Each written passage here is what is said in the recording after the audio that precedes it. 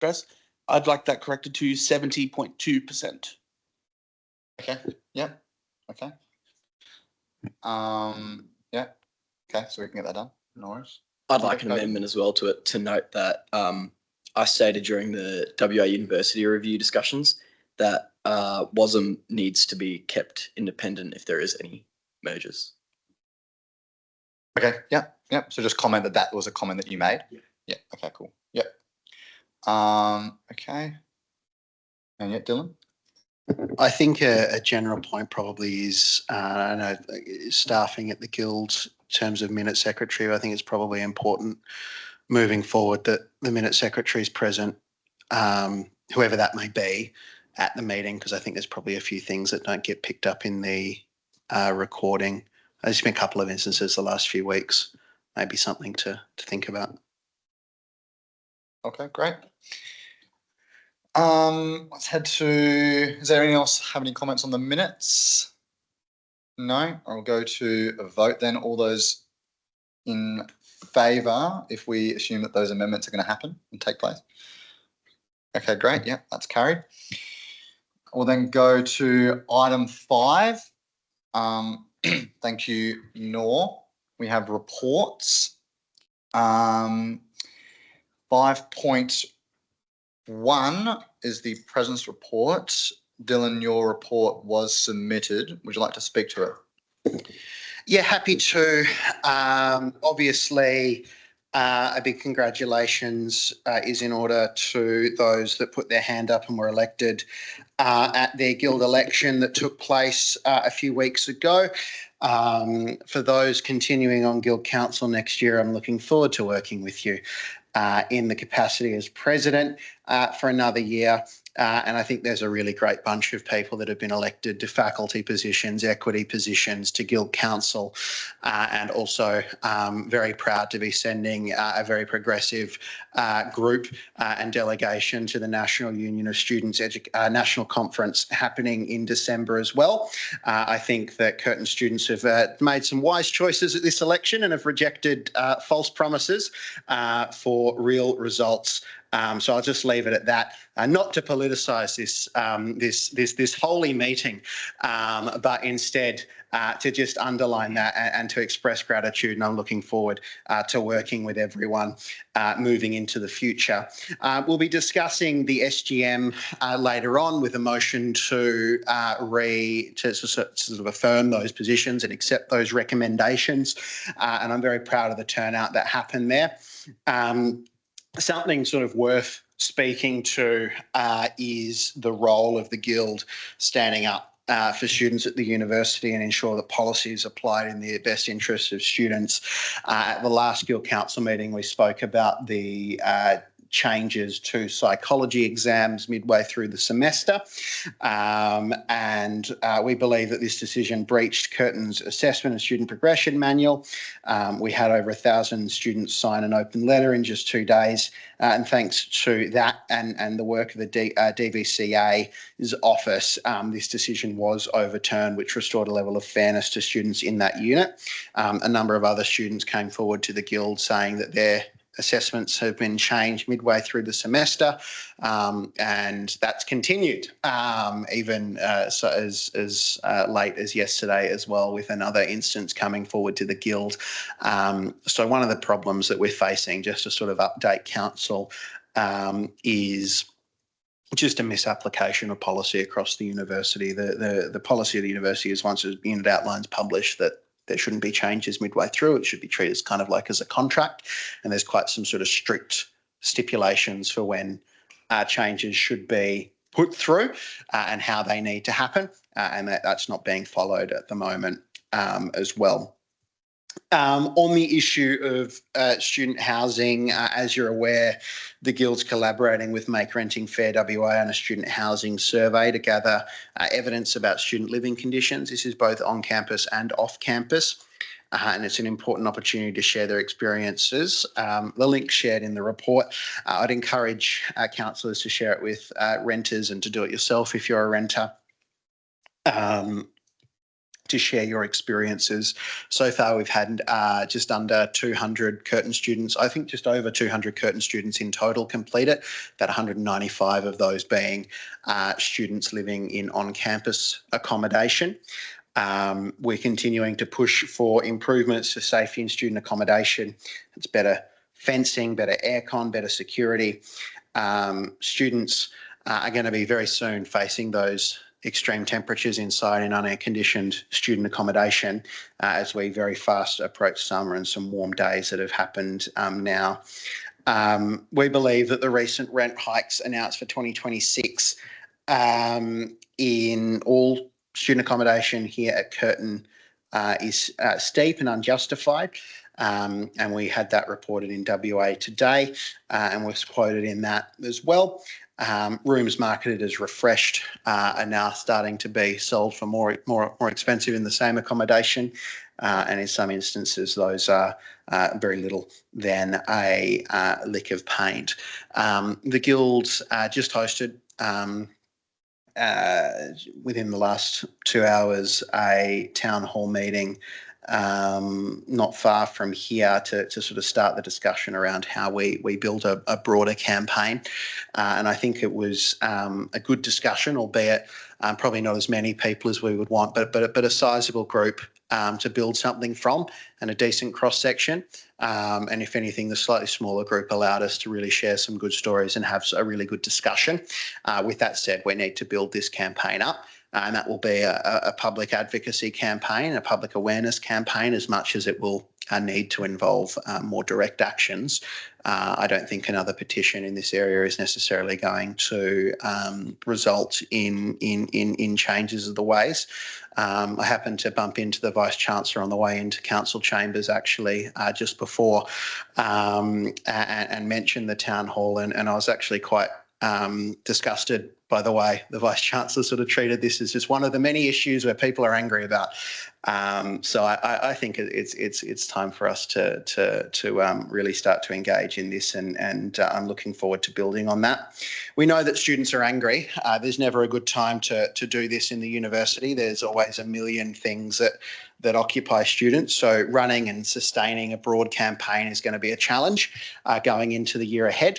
But it's something that we're going to need to do, and I look forward to working with every member of this council to keep doing it.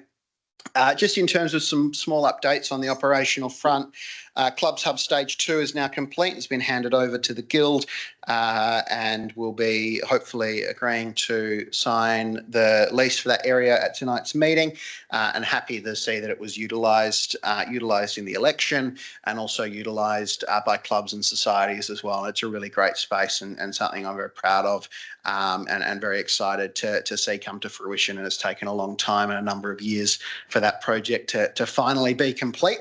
And since opening, there's been over 100 visits to the Guild Student Pantry, which is great to see students in need utilising the facility, but it does underpin the broader issue of food insecurity at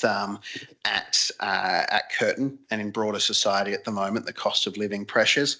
And that's something I'm looking forward to working on with our incoming Vice President, Sustainability and Welfare, Morgan, who's a nutrition student. Will be taking on that project of building the food charter and working on food security initiatives. And we've been in touch with the School of Population Health as well on what we can do in that area moving forward and bringing in students across the university. So I think there's some good things coming in that area as well. So yeah, I'll leave it at that. Okay, thank you, Dylan. Are there any questions for Dylan based on his report? Yeah, Ebony? Just a quick one. As a resident in student housing, I do appreciate the short turnaround that we had with that town hall this afternoon. There weren't as many people as I was sort of hoping that would be there. I attended that one, but I do think it's quite good that we have quite a few students now that aren't, in and around involved in the Guild at the moment that showed up, and I think that they've got some really good drive to come and help with this campaign. So I think it was a positive thing, and I think having more action soon will be a good thing. So I'm looking forward to see what comes of it, but thank you for that. Okay, great. Anyone else have any questions or comments based on Dylan's report? I've just got one. Is there any approach you guys are thinking of taking to get people more involved? Like you're mentioning there wasn't that many people at the town hall. Is there any way to incentivize people to get more involved in the process? Yeah, it's probably good old-fashioned organising and having those discussions with people. A lot of people that wanted to come that couldn't for class and work obligations and things like that. So it's always going to be difficult having a lot of people in a space at a given time. But we're wanting to have those conversations out there. I think one of the suggestions was around sort of organising sort of groups of students in each of the housing properties to sort of start to have those conversations with people and kind of decentralise it a little bit, which I think will be good. But I think a broader just public awareness campaign, it probably involves us, paying for some advertising, putting it out there. So one on the media side, but also sort of social media and different platforms as well, and working on ways that we can just sort of build it up. Noting the time of year, we're fast approaching the end of semester. So it's probably something that we need to make sure, particularly on that public awareness side of things, when there isn't as many students living on campus, there'll still be some, so we want to engage with them to make sure that we keep up the pressure. I think one of the interesting points as well is around what we can do to communicate to parents of students that live in on-campus accommodation, particularly younger students, first-year students, prospective students. We find the university tends to sort of act a little bit more when there's a little bit of embarrassment there. So parents are making big financial decisions for their kids, especially if they don't live in Perth, and may not be given all the information. So there's also room for us to do that over the summer as well. Okay, great. Are there any other further yet for me to go for it? I just had a question about the housing campaign. I think the meeting today kind of was really good to involve students, and I think there should be more stuff like this. But I just realised with the email that's been sent out, you have to be a student that lives on accommodation to be able to sign up to the campaign. I think the campaign would just be way more stronger if more students, the more students that can get involved with it. And I think partly because students that are not living on campus right now would be interested if the conditions were better as well. So it's not totally out of their interest for things to get better. I think most students would be interested to get involved in that. I think I don't know, is it sort of a thing with the campaign that what's the plan? Is it just to involve students that are living on accommodation? Yeah, that's a good point. We can look back through the form as well. I think it was probably more so intended to get information on where students live, but I don't know whether or not that was. It certainly was about more so on-campus accommodation as much as we're working with Make Renting Fair WA as well on other reforms. But yeah, no, I totally hear that point. So yeah, we can make sure that that's included and involved going forward. Yeah. Okay, great. Are there any other further questions or comments for Dylan's report? If not, okay. We'll move to the Vice President Education's report. Ben, your report was submitted. Would you like to comment on the report? Absolutely. I'd also like to touch on what Dylan said about the assessment changes that have recently happened as of yesterday. The Faculty for Science and Engineering, Cooper, immediately jumped on it, emailed the Dean of Learning and Teaching and now Head of Student Experience, Mark Stoiter. So hopefully that is getting resolved as soon as possible. I'll also touch on the reps as well. So at the moment, Cooper has been tackling engineering workload expectations, once again with the Dean of Learning and Teaching. And there's also been currently investigating student study spaces, common areas for the faculty clubs, and how that could be improved by him at the Guild or just in general. And I also want to give a huge shout out to Tom with how much work he's doing with the education placement issues that are happening, constantly being the mouthpiece between us and the School of Education. I also touch on Nicole, which is pushing on assessment feedback and textbooks access this month at the moment. And however, with Rabab is currently on leave due to placements. I'm happy to give more of an update next Guild Council as well on that. Also, I was invited to a new scheduling governance group, which is a group basically looked at timetables for students, They confirmed that students want fewer campus days, which is obvious, 2 to 3 days a week maximum. And that is a goal, that is a KPI that's being set out.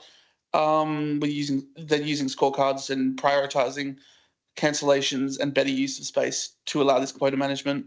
I'm also doing another round of universal submission time consultations later in this month. Bridget is currently helping me organise a barbecue for that. And I'll also touch on excellence teaching, which was not in my report, but this year we had over 600 student nominations for lecturers, students and supervisors, and starting this year, a new award is also being introduced to recognise academics who've consistently demonstrated their commitment to teaching and supporting students. I'm happy to take any questions. Thank you, Ben. Has anyone got any questions for Ben or comments about his report? Yeah, I just got a question with Cooper working with the Dean to investigate Comp 005. What does that actually entail? Is that making assessments easier? Is that improving the content? What is that? I think it's all across the board. He wants to the Dean wants to know what students are struggling with the most first, and then tackling it from there. It's not just that comp unit as well. It's most computer science units or software engineering units, because they are problematic. I'm happy to put you in contact with Cooper if you want to further contact him about that as well. Is there anything else towards that? Not too easy. Great. Yeah, Ebony. I just want to say thank you, Ben, for your report. It's got quite a bit of depth in there. And thanks for including the information that you've been and about what you've been involved in the last month. I think it's really important that reps have reports with quite a bit of depth. So and that cover everything that they've done in the last month. So yeah, thank you very much for that. It was great. Thank you. Okay, great. Any other further questions or comments? Ben's report. No. Okay, great. We'll move on. Vice President of Activities, that report was submitted. Bridget, would you like to speak to your report?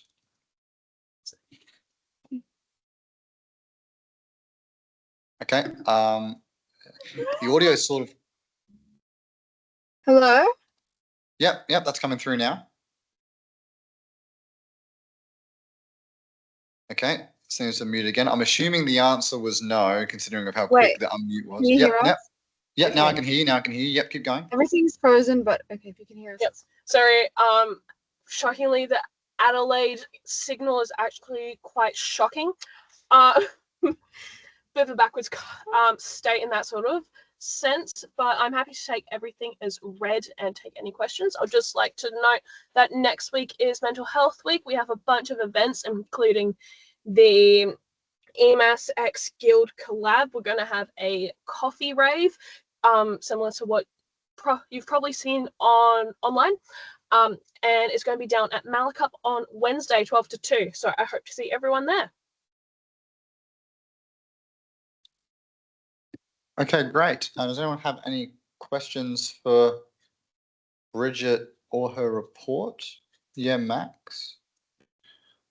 Just a few questions. I noticed on your report there wasn't a lot of details on the events that's happened in the past, say, month and a half now.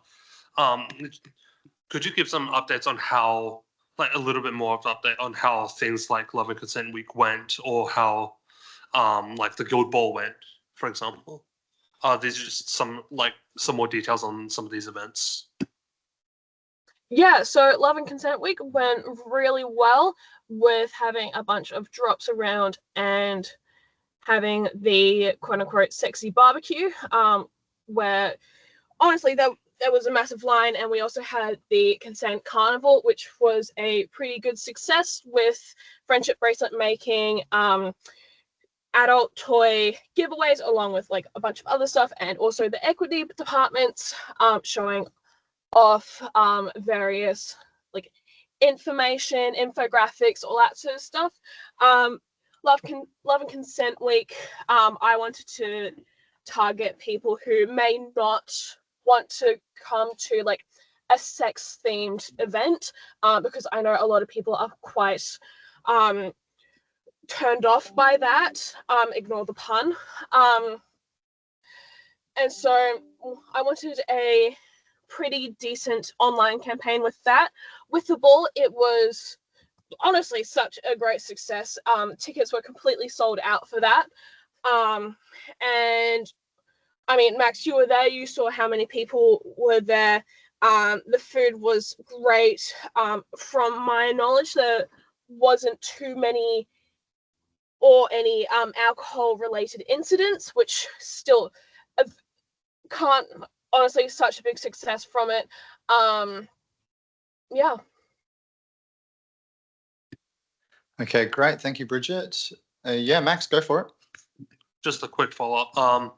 Also, like, yeah, Guild Ball went great. I was there. It was pretty good. The other thing I had for you was it says on your report that you have a lot of meetings.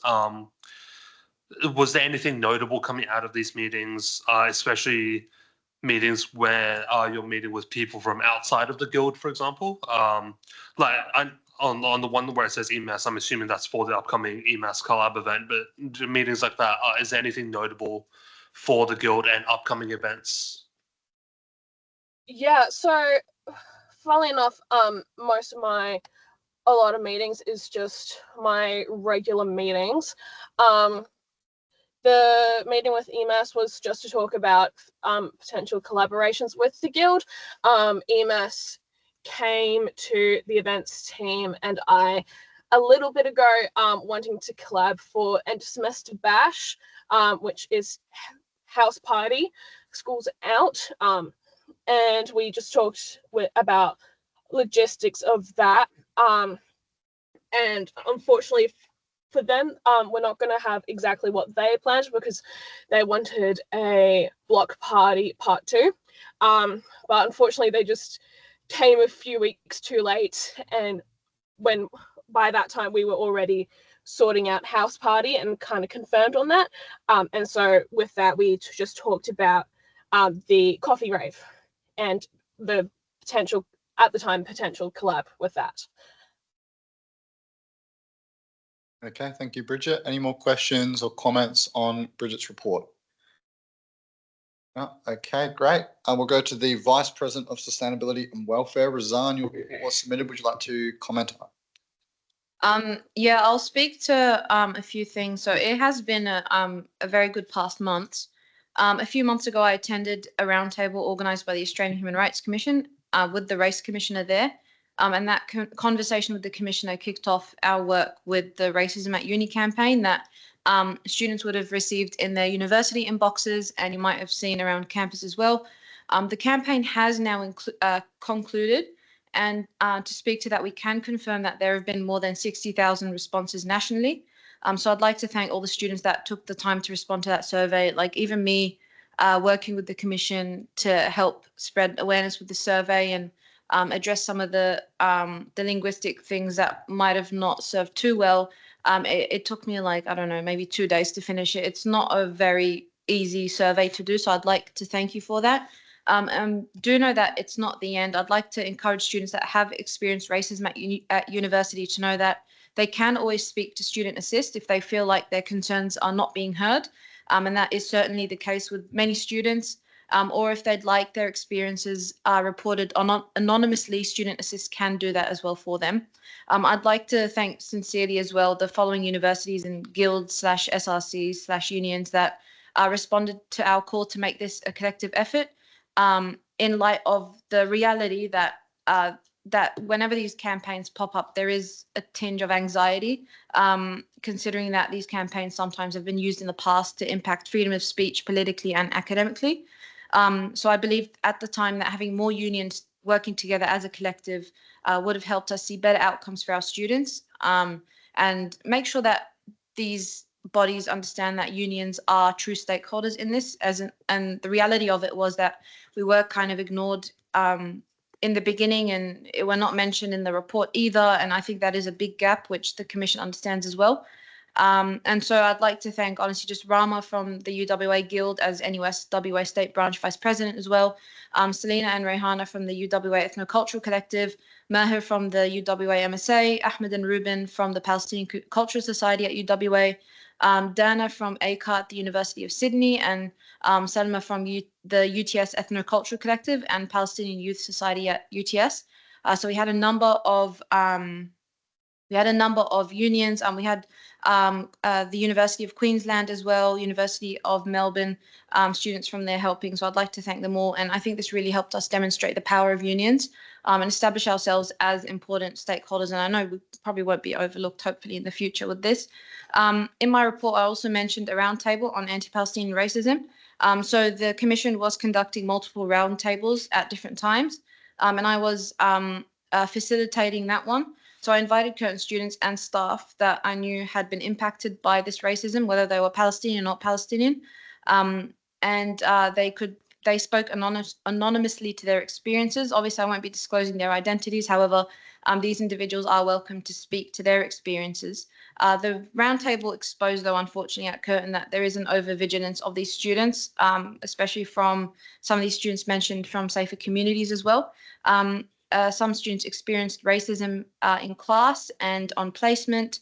And extending from that, my report, it does mention the university working on a racism definition, which I'm happy that the Guild has been invited to be engaged with. The reality is that First Nation students experience the highest levels of discrimination and racism on this land, their stolen land. And that was highlighted in the definition being created. But the definition is a work in progress, and I'm quite happy where it's at. In my report, I also mentioned the University Health and Safety meeting. I would like to state my disappointment with that meeting. This was right after a series of complaints concerning safer communities and housing and all that. And when I tried to raise it in the meeting, I was immediately shut down. If you're going to have these committees and going to have students speaking on these committees, make sure they're being heard. We're not there just to fill a seat. We're there to make sure our student voices are being listened to. And so that hopefully won't happen again. But continuing on, we've got the recycling hub. It's been launched, which is fantastic. Just a thank you to the library for welcoming our asks to place it on level 3, and the Fremantle Men's Shed who helped create the hub. The hub is being used a lot by students and staff. There's been lots of great feedback. We've already filled up an entire, I think it's like 20 kilos or something, a box full of bottle lids, and that's ready to be sent off and be recycled, which is great. I'd like to say, those students, please don't place rubbish in it. I know this was like an expected thing to happen, and I figured that students are inclined to put rubbish in the compartments where they see rubbish. So if I empty a compartment, that compartment is not likely to have rubbish placed in it. The students will start with another compartment and keep on going. So please just be considerate. There is a bin 10 meters away. I have been thinking about moving the hub, but I want to try to see if we can trust people to do the right thing. Otherwise, it's been great. On smart bins, because I keep mentioning this in my reports, I'll just give an update. We've been working the past year with an organization called Circle 8 on creating smart bins, which will gamify and incentivize recycling on campus. The bins are honestly the most high-tech bins I've seen in my life, and it's got its own barcode scanner, its own app. It's the first of its kind, and the Curtin Student Guild will be where this brand new pilot machine is launched. So hopefully we'll see that sometime early November, start to see it on campus, and then completely launch next year during O-Day.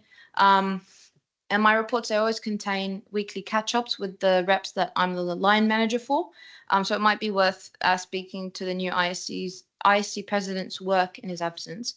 I've been honestly wonderfully surprised by how well Tarsin has been doing. He's incredibly passionate, innovative, and he's hit the ground running. And I look forward to seeing all the great things he'll do during his term. And then lastly, a few boards ago, we approved the creation of the Ethnocultural Collective. One of the questions that keep coming up, which reflects how important this collective is the difference between ISC and Ethno. Students like me who are domestic students and therefore won't be experiencing the struggles of international students, we might still be experiencing the marginalization, the racism, or even just that services might not be catering too well to culturally and linguistically diverse people like me. So say mental health services, general health services, and that's what the Ethnocultural Collective is for. It's been where we've been able to raise awareness for the Racism at Uni campaign, where it went pretty well. We've offered free swimming lessons courtesy of the City of Canning, considering that Cowal people do have the highest rates of drowning in this country, especially during the summer months. And the picnic, the first social event that it's had, it was a massive success. It started as a picnic and it ended as a basketball game, and just really helped build valuable connections. And I can't wait to see what else comes out of it. And if anyone's got any questions, I'm happy to speak to them. Okay, thank you, Razan. Has anybody got any questions or comments on Razan's report?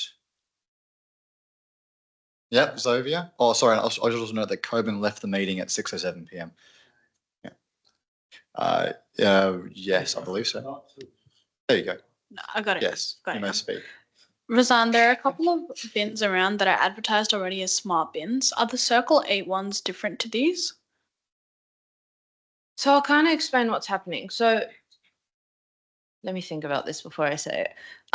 So we're the guild. We're independent from the university, and if I can be honest, naturally you've got Circle 8 who deal with recycling. You've got Containers for Change who deal with recycling. I would argue and I would say that Containers for Change, because they are aware of our work with Circle 8, and there's reasons why we chose maybe not to work with them. Mostly just financial and just the offerings. So these bins that you're starting to see around campus is kind of Containers for Change's way of trying to get an in with the university. So that's why you're starting to see these bins pop around campus. I can say though that number one, the money that comes from these bins doesn't go back to students. Curtin University doesn't clean out these bins either. They get the Scout Girls to come. The Scout Girls come, open the bins, go through the bins, clean the bins, take the cans, deposit it, and then they take the money because they're doing all the hard work. So it's not really, I mean, yes, it's great we're recycling. However, it's not the best case scenario. You do see these bins popping up. You've got some in Hillary's and things like that. But the type that we'll be seeing is it will be more incentivized and gamified. I know that there are students that do the right thing because it's the right thing, but there are students that need that push, which is why we've decided to collaborate with Red Bull on this, so that you'll see freebies through these apps. You'll see students get more back and really understand how recycling impacts. So the type of bin that we're creating with Circle 8 is like a brand new thing. So we completely designed it from scratch. It's got guild branding. It's got its own guild app. It's very different to what you might have seen. I know Circle 8 obviously have plans to make it a national thing, and that's completely fine. But hopefully we'll start seeing this national thing start right here with the Curtin Student Guild. Okay, thank you, Razan. I'll note that Coben rejoined the meeting at 6:11 p.m. Has anyone got any further comments or questions for Razan's report? Nope. Okay. We'll go to the Secretary's report. Noor, your report was submitted. Would you like to speak or comment on your report? Yeah, I'll just say it was a very, very short report, mainly because same as usual this period, just things like payments, budget approvals. Almost finished the resolution motion book from the past 7 years of reps board meetings that I can publish pretty soon, and the secretary guide as well. Happy with the legal committee meeting going smoothly to approve the reg changes for the ethno officer, which we'll see more of later. Also some late term onboarding for Tarsin for the ISC rep and Rezwan, who is our guild councillor. So welcome to both of them to the guild. Otherwise, nothing really newly notable. Mitch is appointed as the RO for the WASM elections, so thank you to Mitch for seeing the elections through. Otherwise, the next guild council will have a much more extensive report. Yeah, thank you. Thank you, Noor. Has anyone got any questions or comments based on Noor's report? Yep, Ebony? Just a question for Noor. We've got an agenda pack that's like nearly 300 pages long. I just wanted to know why we only had about 26 hours to look over it. It's quite a big agenda to read, and it's important that we have enough time to be able to properly read it so that we can properly scrutinise and do our jobs as guild councillors. So just if there was a reason, or if not, it's okay, but in future, can we have them with a bit more time just to properly go over it so we can properly read everything? Yeah, I completely agree. The reason it was sent out with lack of timeliness was because I received majority of the motions and executive reports the day before, so I sent it out as soon as I could. Otherwise, I'm with you on that. Yep. Okay, thank you, Noor. Is there any other further comments or queries based on Noor's report? No? Okay. We'll now move on to the Managing Director's report. Vernon, your report was submitted. Would you like to speak to your report? Thank you, Chair. No, I'm happy to take the report as read, and I want to thank the portfolio managers that contribute to this report as set out in the report, and happy to take questions from this council. I will, with permission, just briefly run over a couple of the important parts that I see as being important in the report, and give this council an update and an opportunity to inquire further on. From a property point of view, I'm happy to report we've completed our third facilities project with the completion of the storage solutions in the back of house of the Retreat building and GMART, which should provide some operational efficiencies and improvements for GMART particularly, but also a sense of tidiness in that space and safer working environment for those using and accessing those stored products. Now our attention and planning goes toward the guild offices, so level 2, which will support the onboarding of staff that are linked to the organisational review and the outcome that was approved by this council. So we're just looking to make more efficient and effective use of that space on level 2, improve the meeting room situation, provide some privacy to some more senior roles that kind of would require that in a normal office environment. And following that, our attention will be focused on the planning and design for the tavern refit, and also the Guild precinct master plan. So I met with the university's property director today, or acting director, to advise him and bring them up to speed on what our plan is moving forward, and that went well, but subject to planning time and responses from the university will inform how fast we progress on these next projects. But we're hopeful to have the level 2 guild offices refit completed in the early part of 2026. Moving on to the commercial side of things, a number of initiatives have been commenced from the commercial strategic plan, including the restructure of the focused management, and to that end we hope to next week commence recruitment for the tavern functions manager's position. We've implemented a number of internal processes and procurement solutions, so hopefully it was raised at the last meeting about the consistency with products at GMART on the shelves. Hopefully I've seen an improvement in that, and hopefully that'll be reflected in students' access to those goods on a more reliable and regular basis, and eventually sales as a result of that.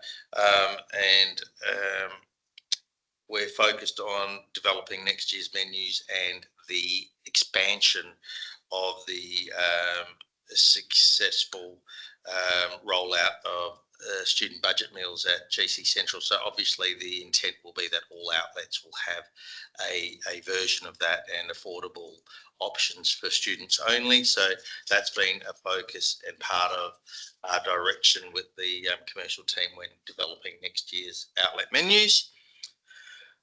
With respect to the organisational review, this is a big transformational piece of work that we're undertaking, and we're really appreciative of the support of this council and the president and the elected officers with respect to this, the executive in particular.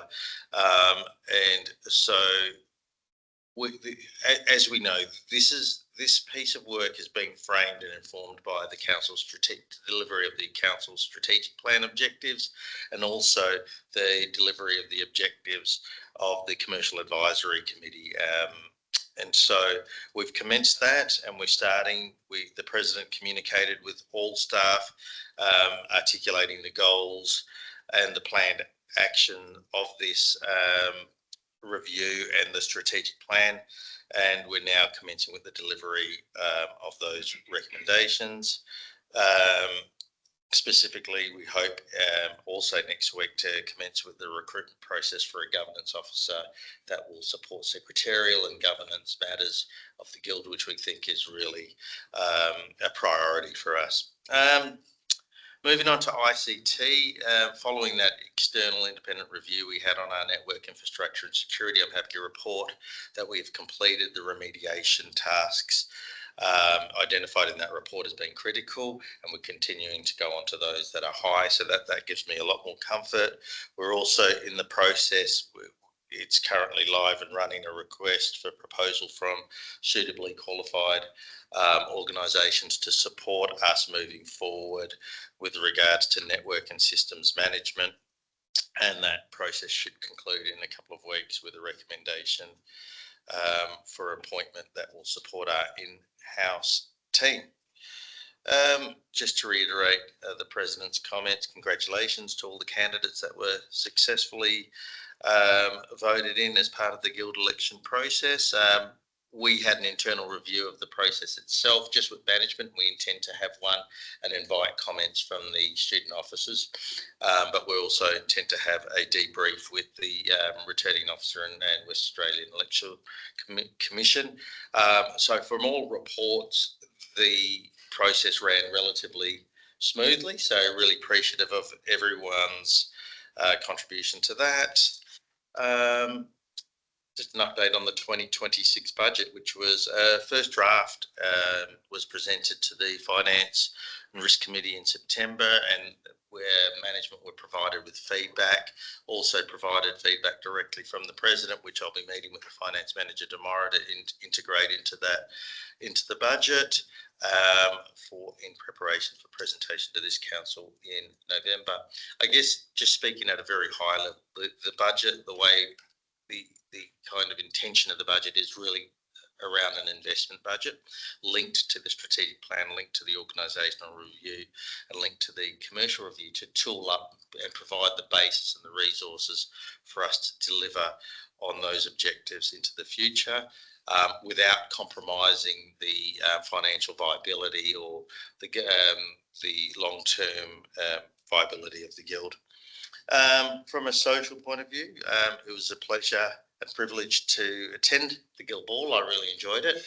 I wasn't there for the whole duration, but I'd like to thank the President for hosting me at his table. And I understand that from all reports, it was free of major incidents. I think there were a few minor incidents, including Mitchell's lovely beige suit having wine spilt on it, but we're going to remediate that. Not yours, no, other Mitch. Sorry, I should have clarified that. But yeah, thanks for hosting me. I thought it was a great event, well organised. So congratulations to Bridget and the team for a great event. And I'd like on the record to note that I attended and stayed for the duration of the eSports Pop Culture Quiz Night. And I'd like to thank my team members for enduring me. Some are present tonight. We came 5th out of 9th, so that's not the poorest of showings, but no, thank you. I had a great time. So thanks to Ben and the team for inviting me. And that's it. I welcome any questions. Thank you, Vernon. Ben, go for it. First of all, I just want to say thank you for coming to that quiz night. I'm glad to see that you enjoyed it. I've got a couple of questions. First of all, I just want to say great job to the team that's been in charge of this, the interaction with clubs on social media with the What's On this week. It looks good. It looks good, and I think students appreciate it, clubs appreciate it. I'd love to continue this going. And another thing I'll touch on is for the $5 meals, do you have any plans extending certain meals to other days as well? For example, the mushroom dumplings seem to be extremely popular compared to everything else, and a lot of students just rave about that specific one. Excellent. Well, thanks for your feedback and your compliments. Happy to, if you were to advise me, send me that information. I'm happy to work that through with the team at the Central Cafe. I'm sure I can't see a reason why we couldn't, and I'm sure they'd appreciate the feedback on those dishes. And if there's any others that are not seen to be that desirable, share that with us too. But the feedback from the GC Central is it's quite a popular offering, and that was the intention, and it supports the rationale for providing and making it available. So we're really buoyed by that. And yeah, again, to reiterate, the plan is to expand that out to all outlets in terms of having those kind of options available. Okay, Max, did you have your hand up before? No? Okay, we'll go to Ebony, then we'll go to Mitch, and then Emily. In your report, you talk about, is it MYOB? Is that right? MYOB, or is it MYOB? I don't know. MYOB. For clubs governance, what will that mean for club exec, and what's sort of the purpose for the change? Thanks for the question. Yeah, so MYOB's MYOB is the application they will use to manage the finances of the club. It's aimed to bring a more streamlined, efficient way for clubs to do that in a standardised way. So the executive, nothing will change. The obligations to report and how you would report and what you report on as a club won't change. It's really the vehicle to be able to do that. So there was a bit of time and effort done into researching what would be the most practical and the most easy to use application, and I think the team arrived at MYOB, which is a pretty broadly and widely utilised platform for basic reporting. Okay, and we'll go to Mitch.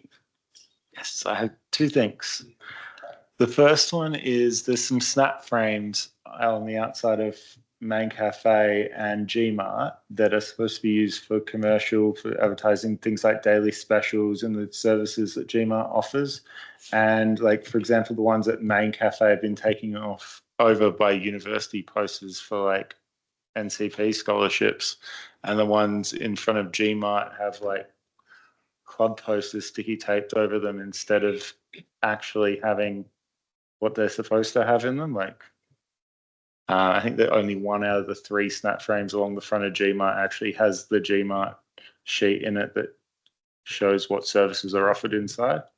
I was just wondering if, especially also the ones in Main Cafe, you can have, you know, the student saver meals up in there. You can have all sorts of stuff, and it just looks really ugly with like 4 A3s sticky taped in. So there's that. And then the other one is the spaces plan that we approved earlier. You talked about level 2. What about the spaces plan and the equity spaces moving and that part of the redevelopment? Thanks for that. I'll take that regarding the snap frames on notice and work with the team to ensure that we've got a regular review of what's been put up. Obviously, it changes overnight or depending by day, but I think it's appropriate to use those appropriately and for the benefit of the guild. So I'll take that on notice and attend to that. Thanks for that.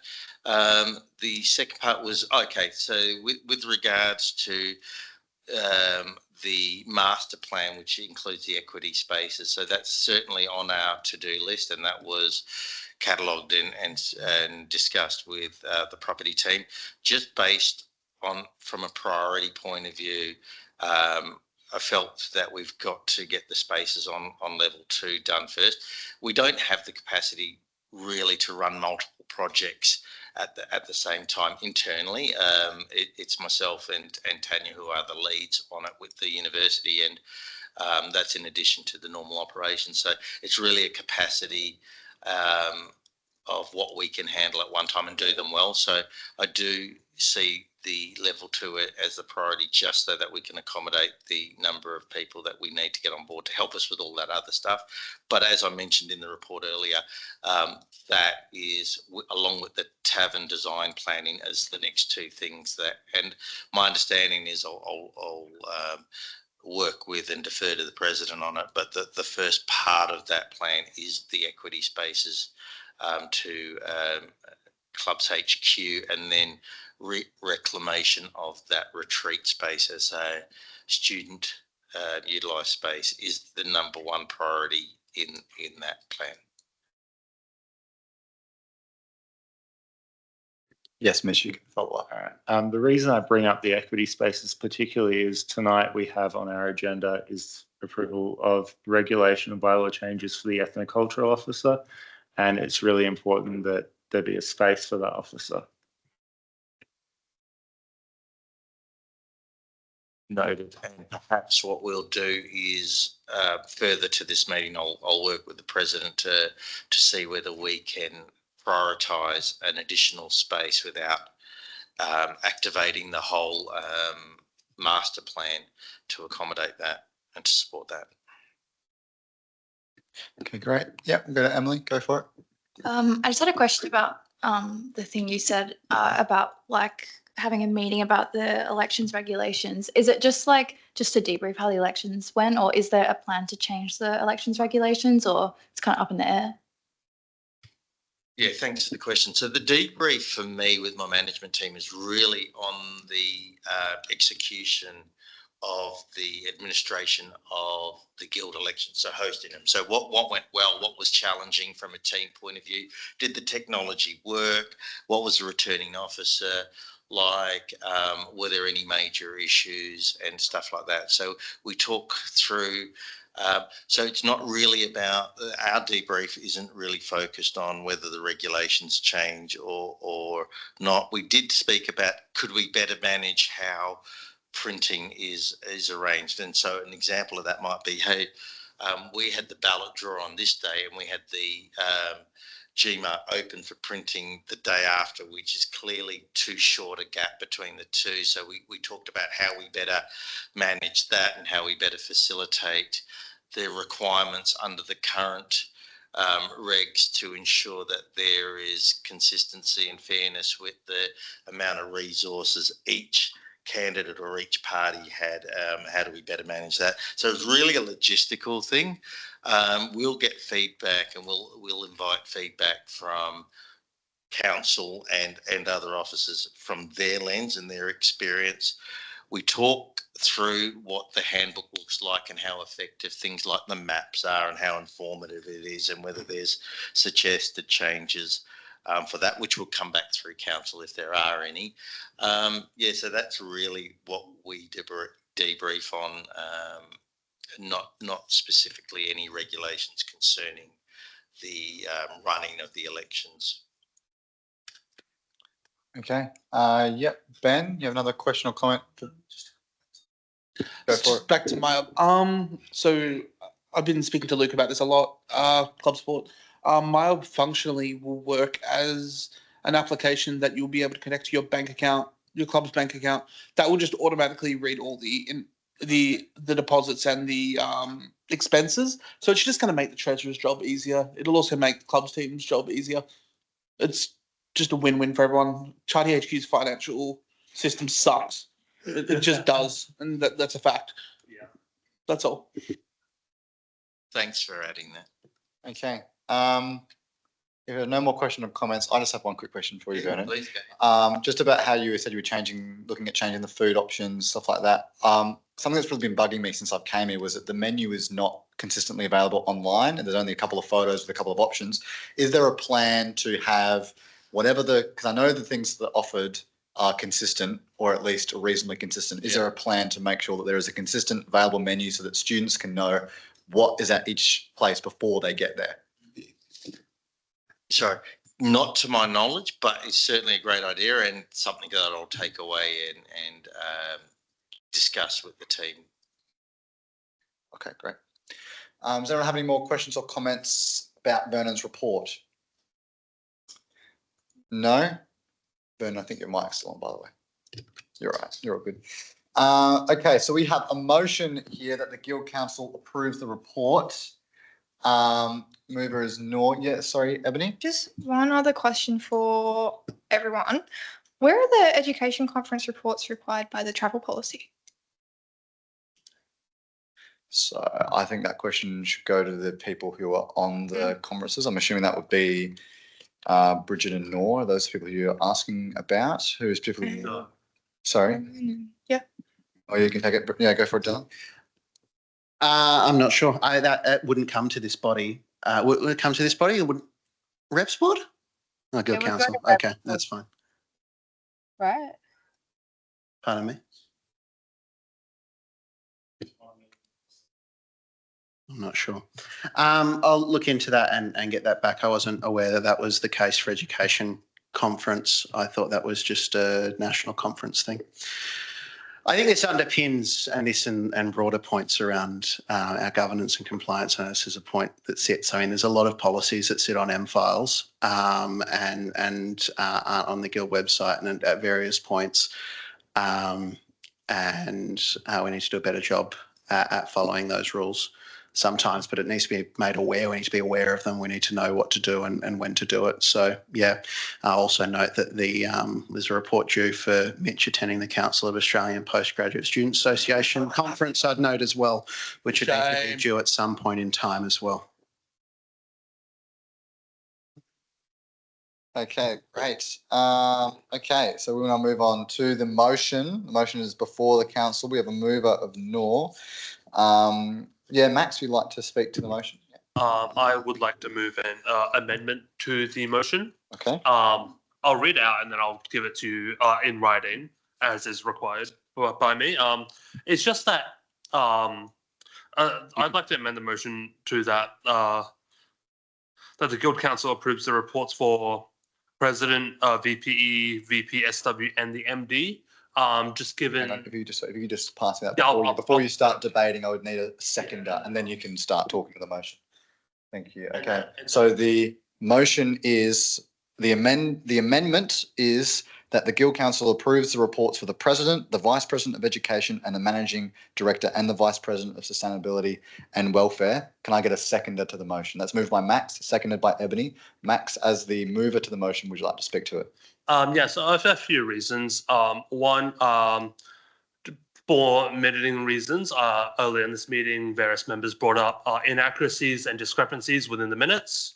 And I think for record-keeping purposes that it is important to have all of the major topics that each executive member has worked on to be included in their written reports, as well as be given to the chambers verbally.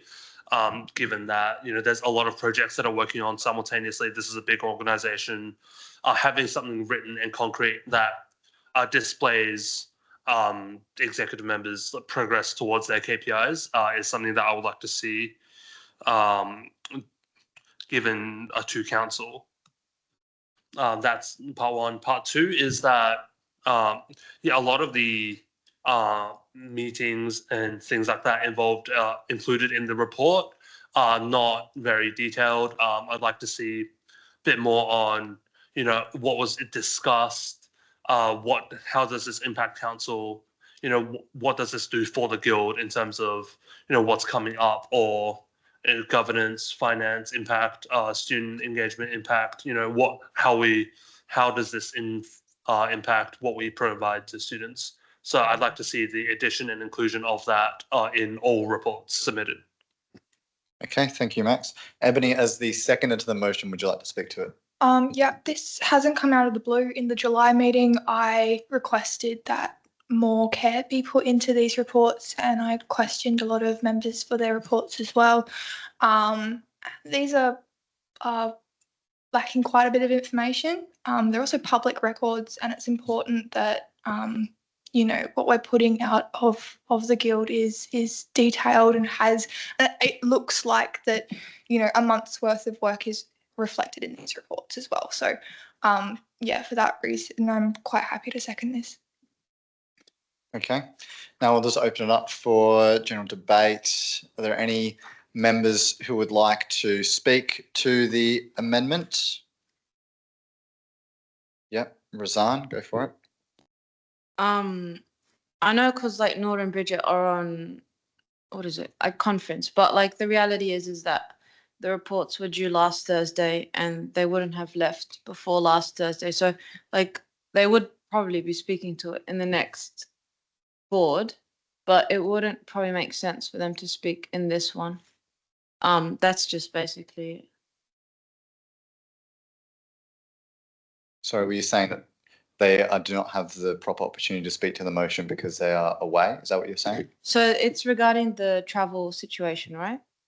Like speaking to travel and conferences? This is about their reports okay. not being detailed. Okay, I sorry, believe is I've the point being missed- pulled by Max. Okay, that's all okay. good, all good. That's all good. Would anyone else like to? Yep, Callum, I can see your hand is raised, although your camera seems to. Yep, no, that's working. Again. You can go for it, Callum. Can you all hear me? I can hear you. Yes, we can hear you. Okay, cool.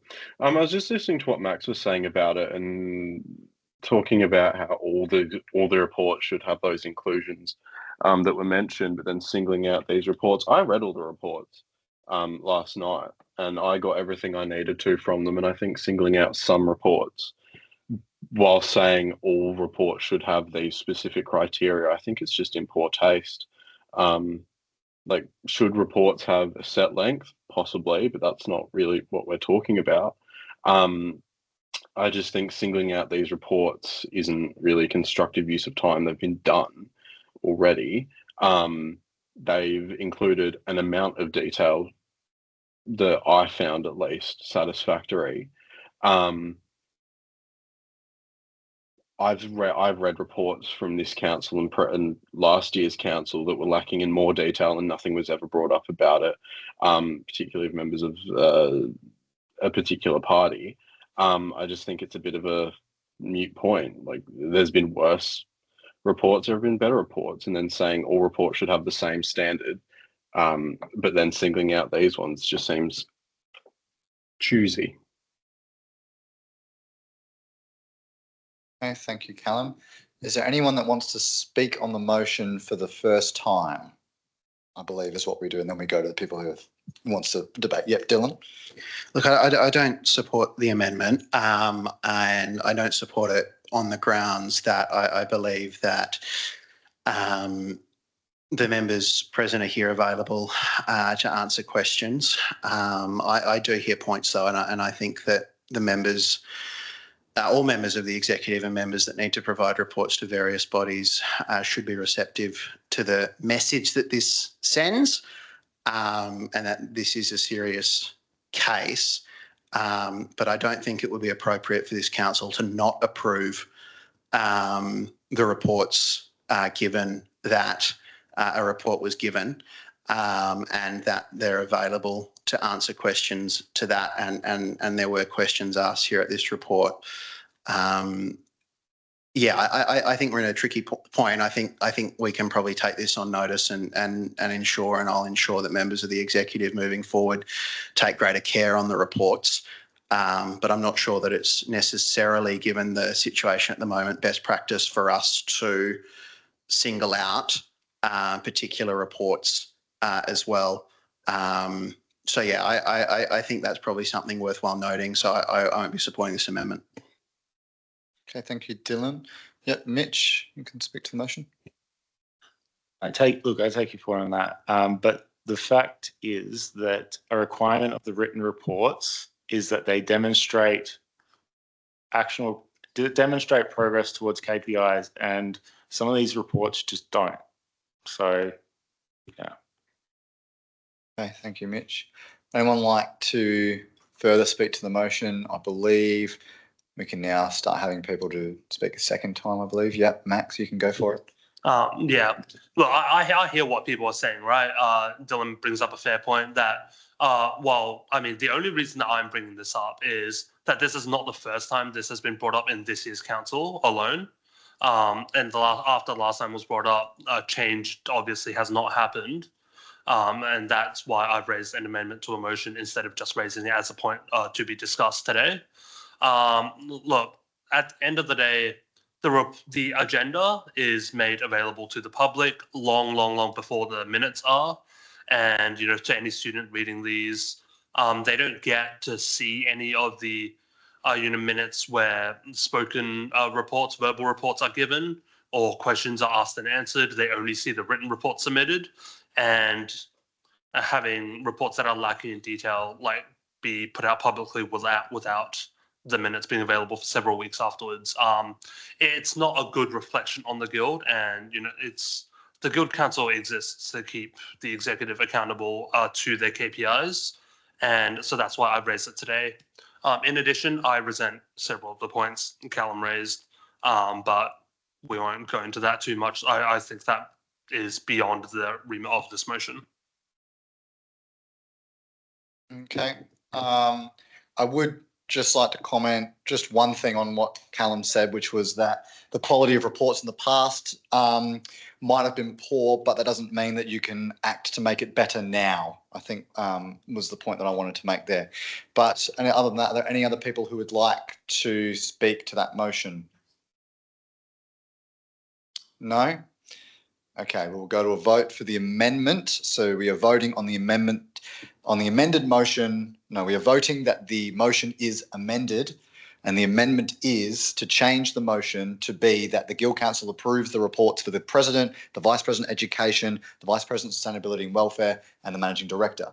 So all those in favour?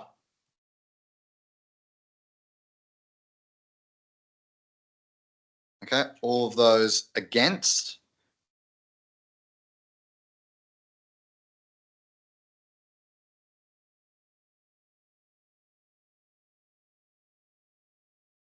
Nor, is that all for or all against? I'm assuming that's all. I'm not assuming anything actually. I'm waiting for you to reply. Against. Okay, great. Okay, so that motion fails 4-7. Now we will move back to the original motion, which is that the Guild Council approves all the reports. Nor, as the mover, would you like to speak to the motion? Sorry, David, could you just repeat? The connection cut out. No, that's all good. So that motion, the amendment has failed.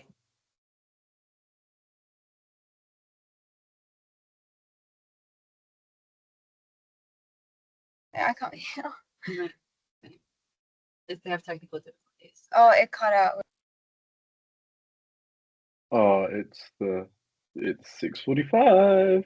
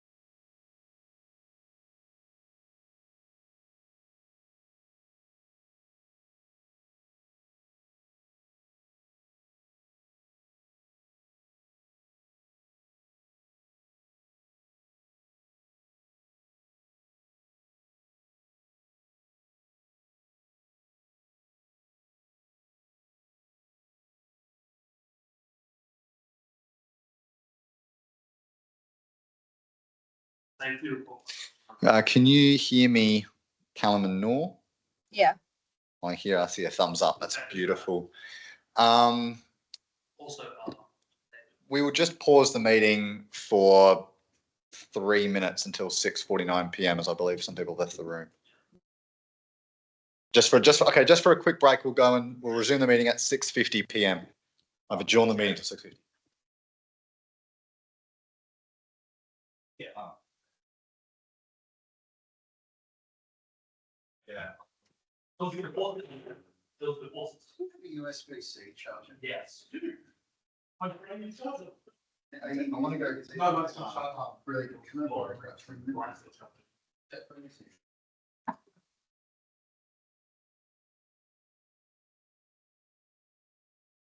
I thought maybe we could do it, but I feel like.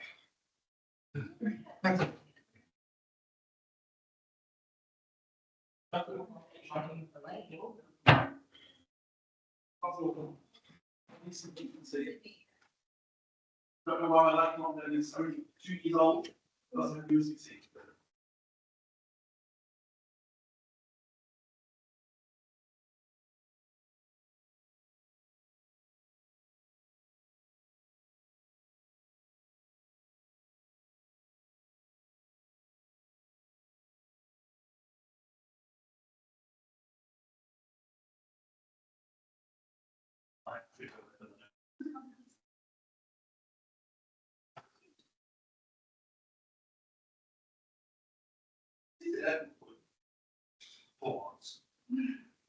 That's not guaranteeing this. So.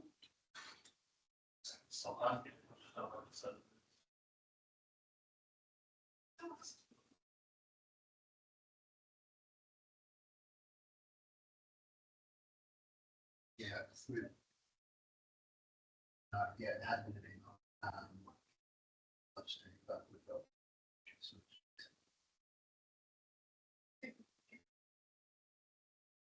I'll let you know later.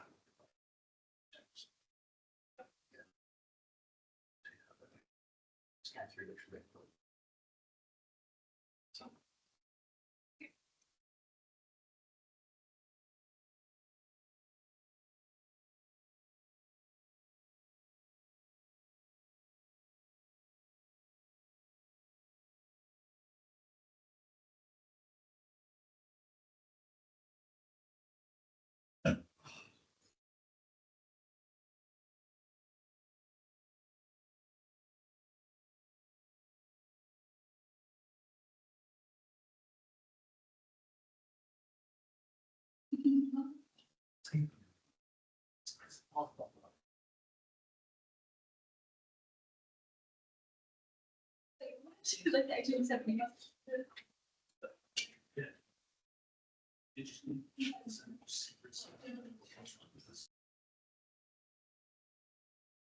Okay, the time has reached 6:50 p.m.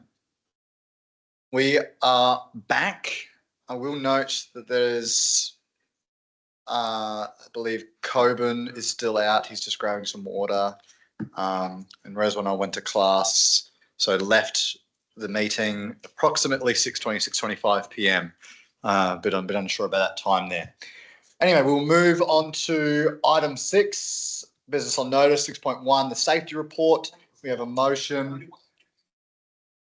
Oh, have we not voted? Oh, sorry, we haven't voted yet. Sorry, my apologies. I'm going to retract what I just stated there as Coburn rejoins. I will go to, the motion that the Guild Council approves the reports. We have Noor as mover. Would you like to speak to the motion?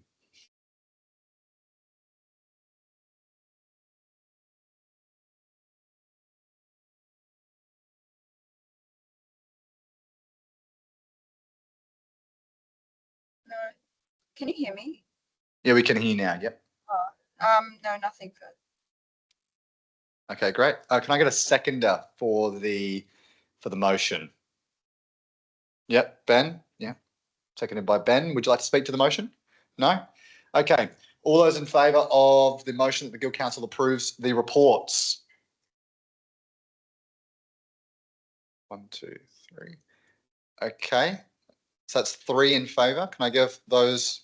Oh, and Callum, sorry. Callum, did you raise your hand? Sorry. Yep, Callum, yeah. I'm in favour as well, sorry, me, Hadia and Bridget. Yep, okay. So, sorry, was that Noor, were you saying that to you, Bridget and Hadia, all 3? Yeah. Okay, yep, great. All those against? Okay, that motion is carried.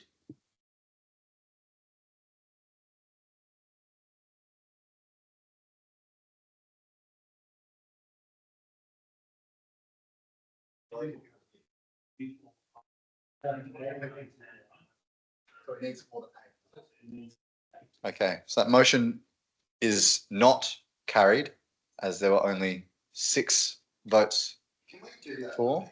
You want to do that vote again? Yeah. A re-vote?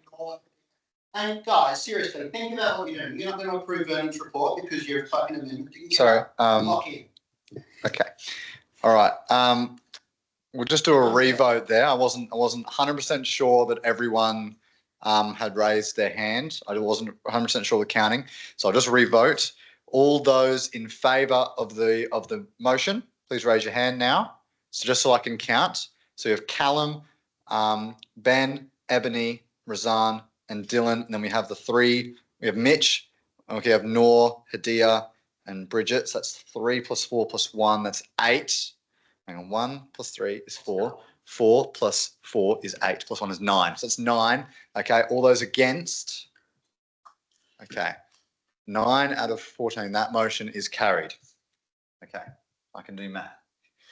Now we will now move on to 6, business on notice. Item 6, 6.1, the safety report. We have a motion that the Guild Council notes the safety report. Moved by Noor. Can I get a seconder for the safety report? Thank you. Max has seconded that. Noor, as mover, would you like to speak to the motion?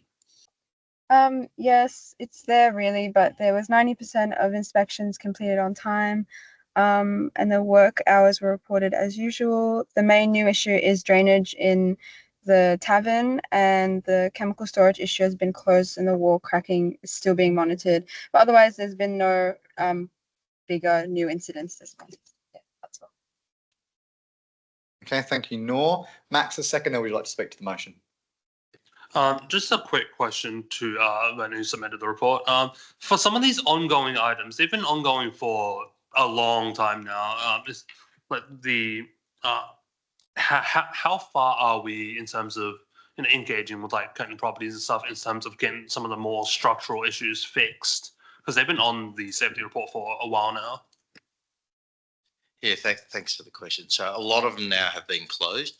The one that retained is the cracking in the wall. That's not going to be resolved. I question whether it needs to continue to be reported on this report. The Curtin University provide an engineer to go and inspect that and either advise of rectification or deem it to be safe to continue, which they continually do.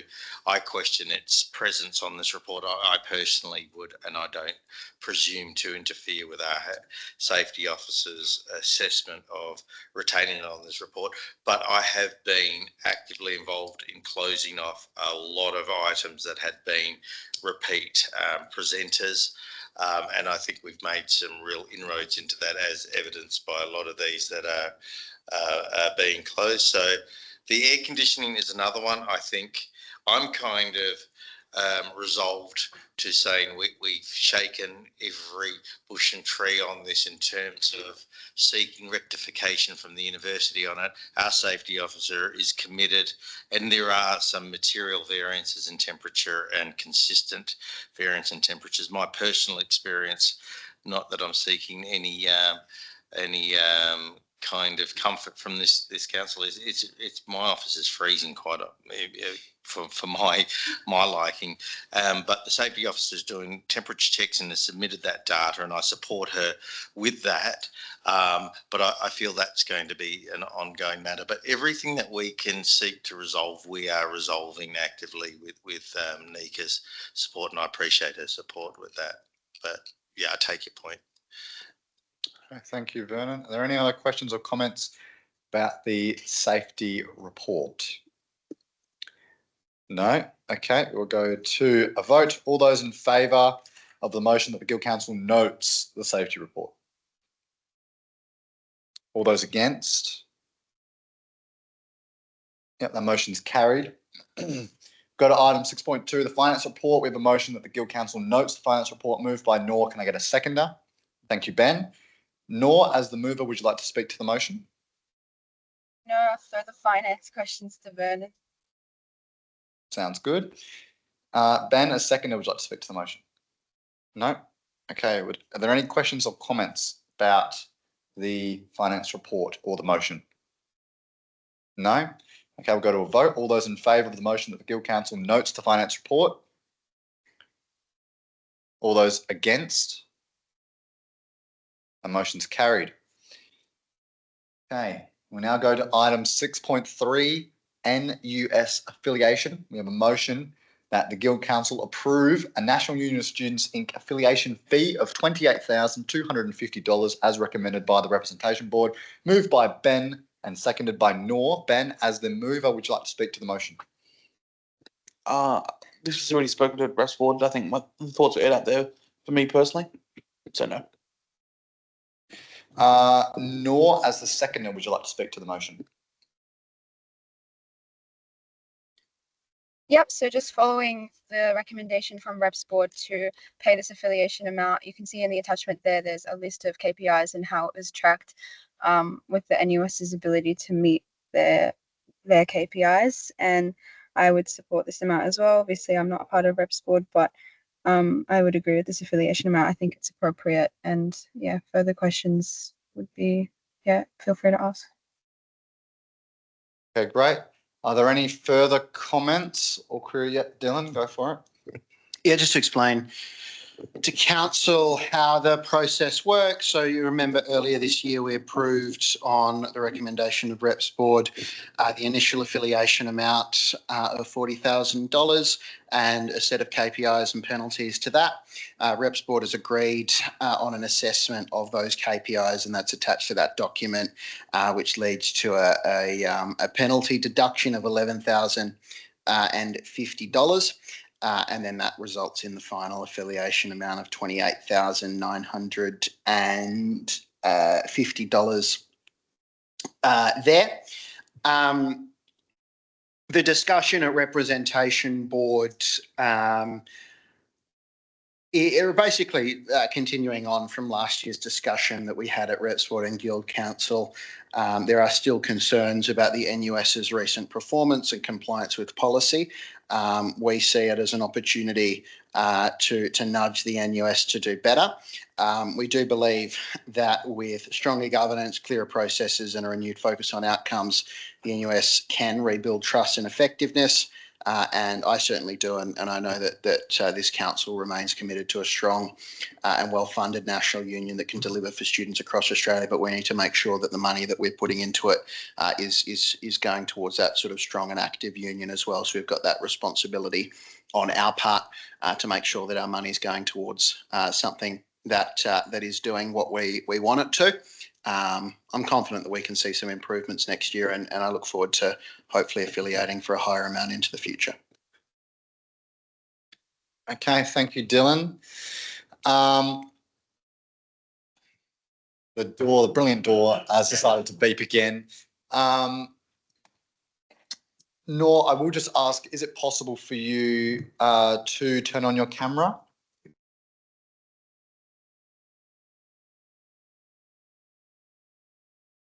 We're actually almost home. We got caught in a lot of traffic, so I'm in the car. Okay, so yeah, just whenever you're able to turn on your camera, if you could do so, please.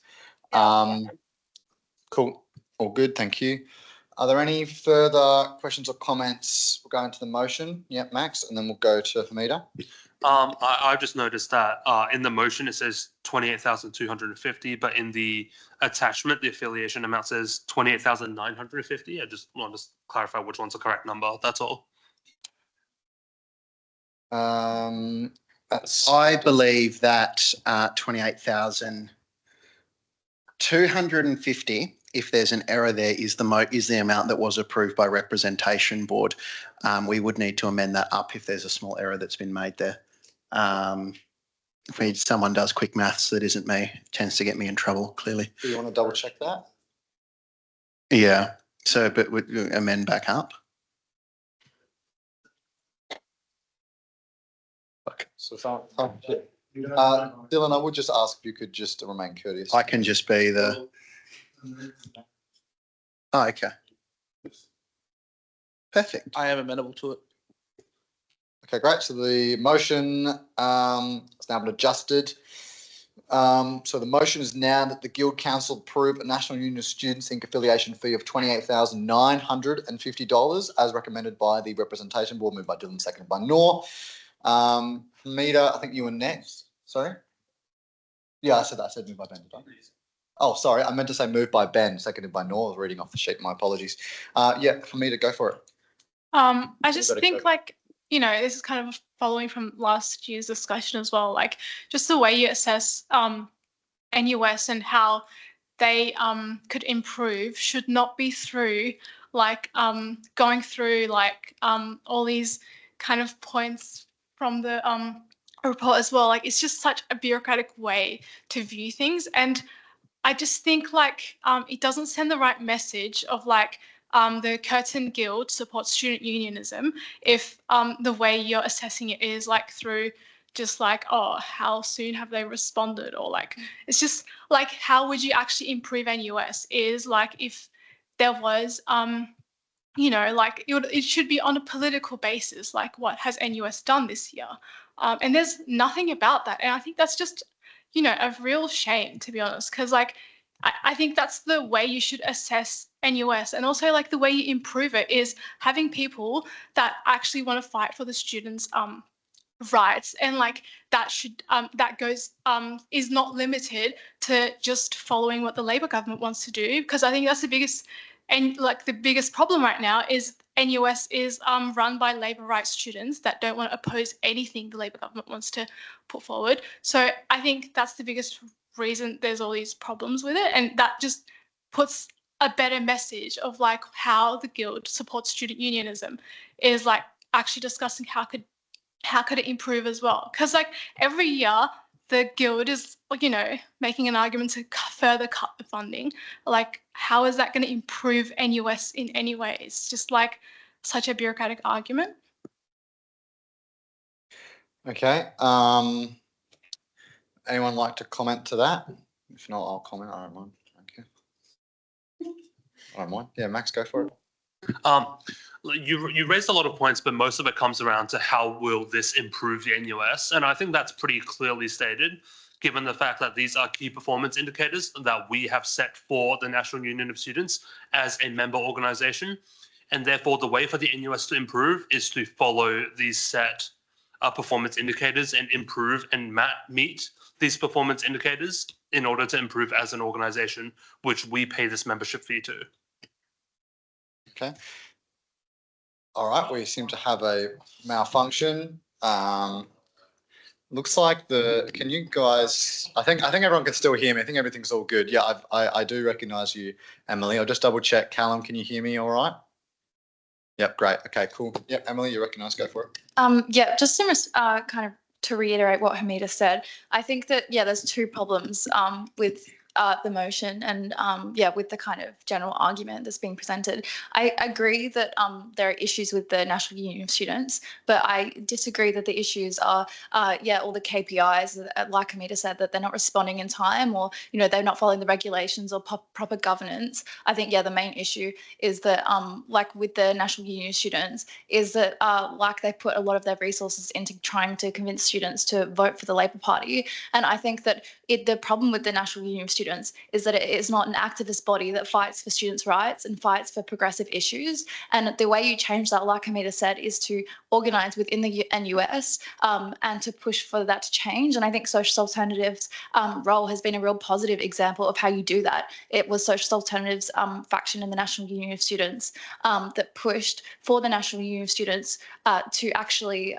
do the counter-inquiry into free speech that was headed by the education officer and a member of ours, James McVicker, along with a number of other organisations, including the Greens, APAN, and the Jewish Council, and it pushed back on the narrative that being pro-Palestine was being anti-Semitic. Another thing that Social Alternative has done was organised through the National Union of Students. Hey, Emily, if I could just ask, just to try and stray a little bit more relevant to the question. I think it is relevant because I think that at the end of the day, cutting $11,000, cutting nearly a third of the funding is anti-union, and actually the thing we should be doing is funding the National Union, but fighting for a strategy that says we want to mobilise students across the country for Palestine. We want to fight for the body to be a fighting body and not a lobby organisation for the federal Labor government. So I think that that is the strategy that this Guild should take, is remaining to actually put the funding back to the original levels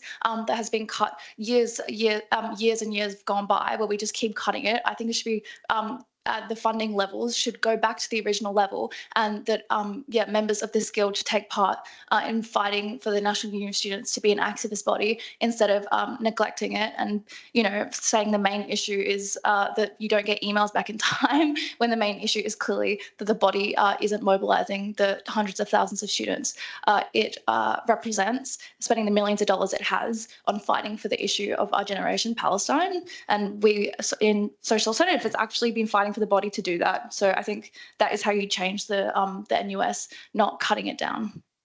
Okay, thank you, Emily. I would just like to comment that I'm just looking at all of the items there, responding to emails on time is not one that's heavily present in the 19 KPIs set by the Guild. But I do hear your point. Would anyone else like to comment on the motion? Yeah, I would. I'm just referencing the document sent out. There's a line that says the past 2 years have been challenging, but with stronger governance, the NUS has every chance to rebuild trust and effectiveness. So what evidence is there that they'll provide stronger governance moving forward and build off what's already there? Is there any direction towards that? I mean, I think that sort of underpins the whole argument behind the KPIs and possibly the difference in approach between us and those opposite. We view the KPIs as a financial incentive to do that. Other than what we can do as elected delegates to the NUS at the national conference, is kind of the only sort of lever we can pull in terms of how much we affiliate to the NUS and how much we contribute towards that. Yeah, look, I mean, it's a tricky situation to be in, and I certainly believe in the idea of a strong national union for post-secondary students. And that's certainly why the Guild should affiliate to the NUS and should remain affiliated to the NUS as we always have. But yeah, it's through these KPIs is what we would like. And part of that process is once it's approved at the start of the year, the KPIs get sent to the NUS's General Secretary. So they've got it on notice. They know what the penalties will be, and then they still don't send things out. I think to the sort of broader point around the KPIs, I think it's important that member organisations and students are aware of what the NUS is doing. And that comes back to a lot of the sort of KPIs here, and particularly the KPIs that are in red, which have deductions here, which is sending national executive agendas to campus presidents, that national executive reports and minutes will be sent to campus presidents, that office bearer reports will be made available on the NUS website, that minutes of the conference and policy pass will be sent to campus presidents.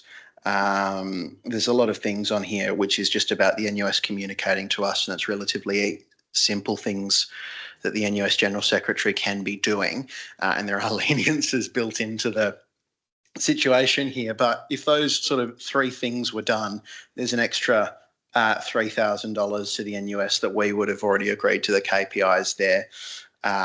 You have the NUS complying with bylaws, the NUS attending student conferences, that the NUS will engage with member organisations. There's another, nearly $2,000 sort of worth of money there, sort of based off of this, the reading of these KPIs. So there is a pathway for the NUS to get more money out of the Curtin Student Guild, and it's to just sort of do what we're asking for them to do, which I think is very basic level stuff and isn't out of the remit of what used to be quite a strong, proud national union. Okay. Are there any further comments or queries to the motion? I see Callum, you have your hand raised with a smile. You can go for it. And Tobin, was that you putting your... Yeah, you'll go after Callum. Yeah. Yeah, Callum, you are muted. Just to inform you, if you could just press the unmute button, that'd be great. Thank you. Thank you so much. Thank you. I think on what Emily was saying, I mean, you want the NUS to have $40,000 so they can mobilise and whatever. If they're not sending agendas out on time, you don't need $40,000 to send an agenda out on time to campus presidents.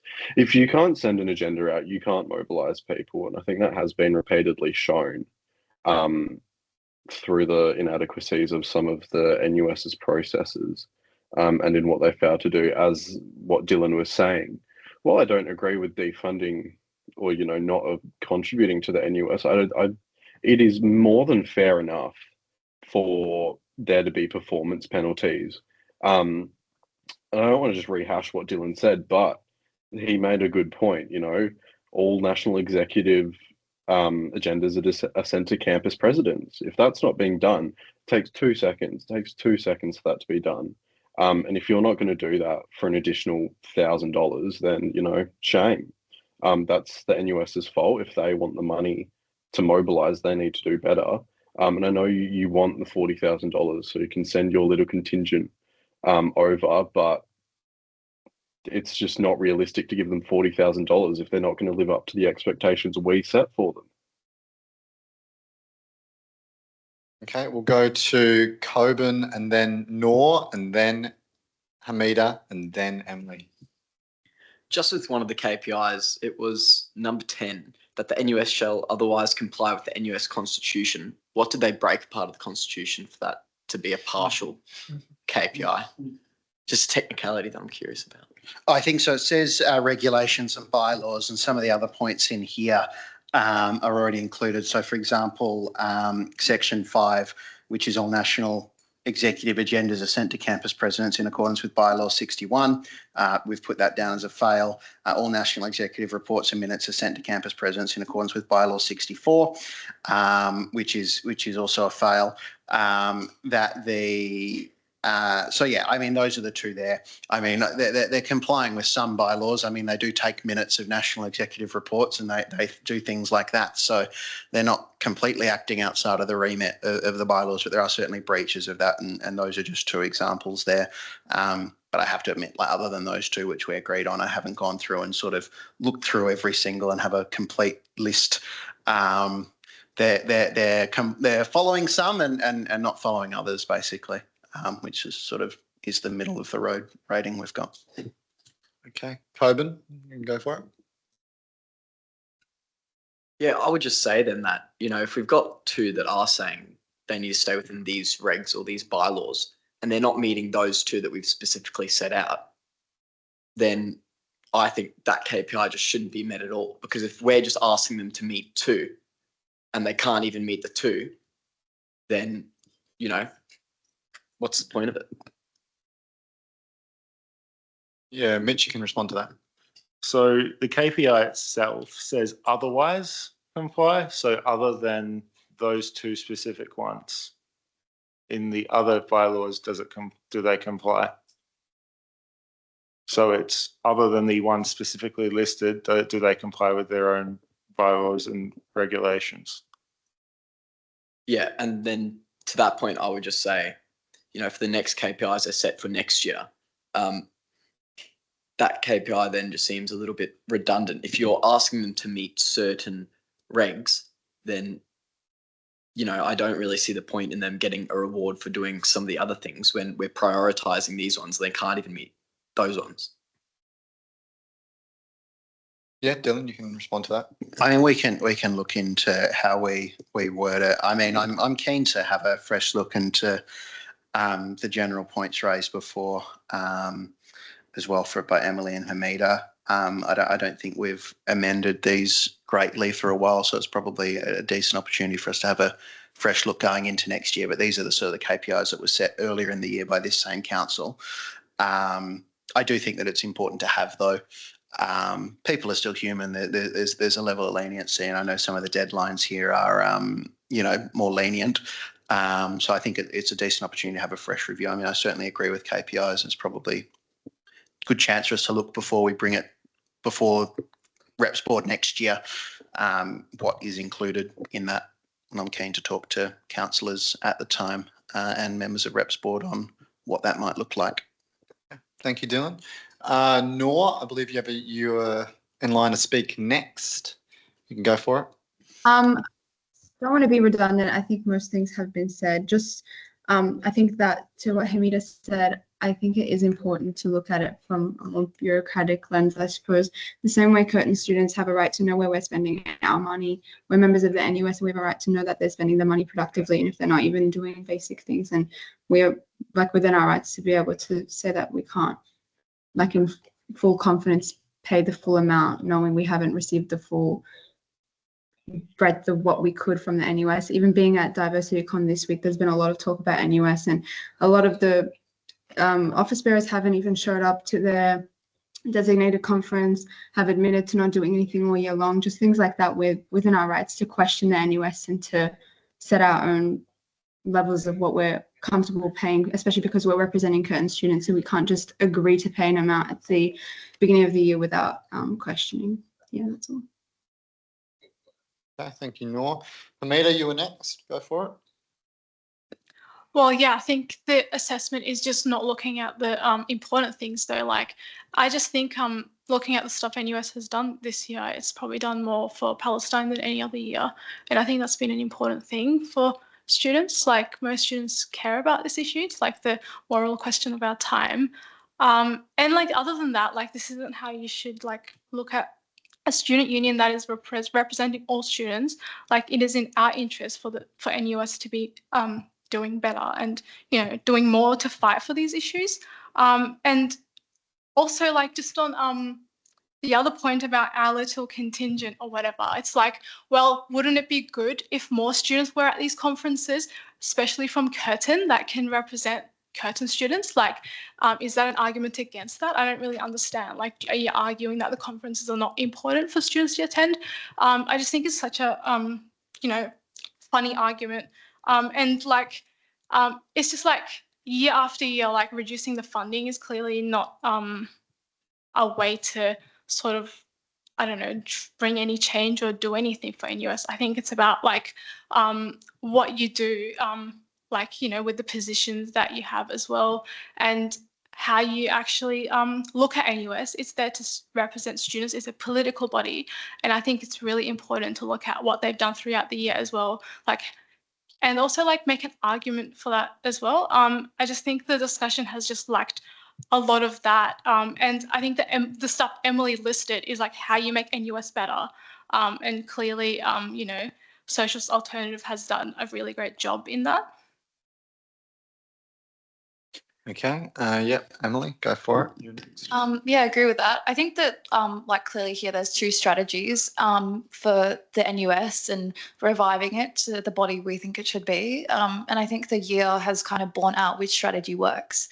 I think the past few years, every year, this body kind of debates whether they should cut the funding and says, you know, we'll put in these KPIs and that will make them do it the next year, and then we come back and they haven't done it and we do it again and again and again. You know, I think this strategy has clearly shown that it doesn't work, that, you know, the perceived problems you guys have with the NUS haven't gotten better. You know, they're not meeting their KPIs because you guys are cutting down the funding or whatever. Like, otherwise we wouldn't be cutting it again. I think that, like I said, there's real problems with the NUS.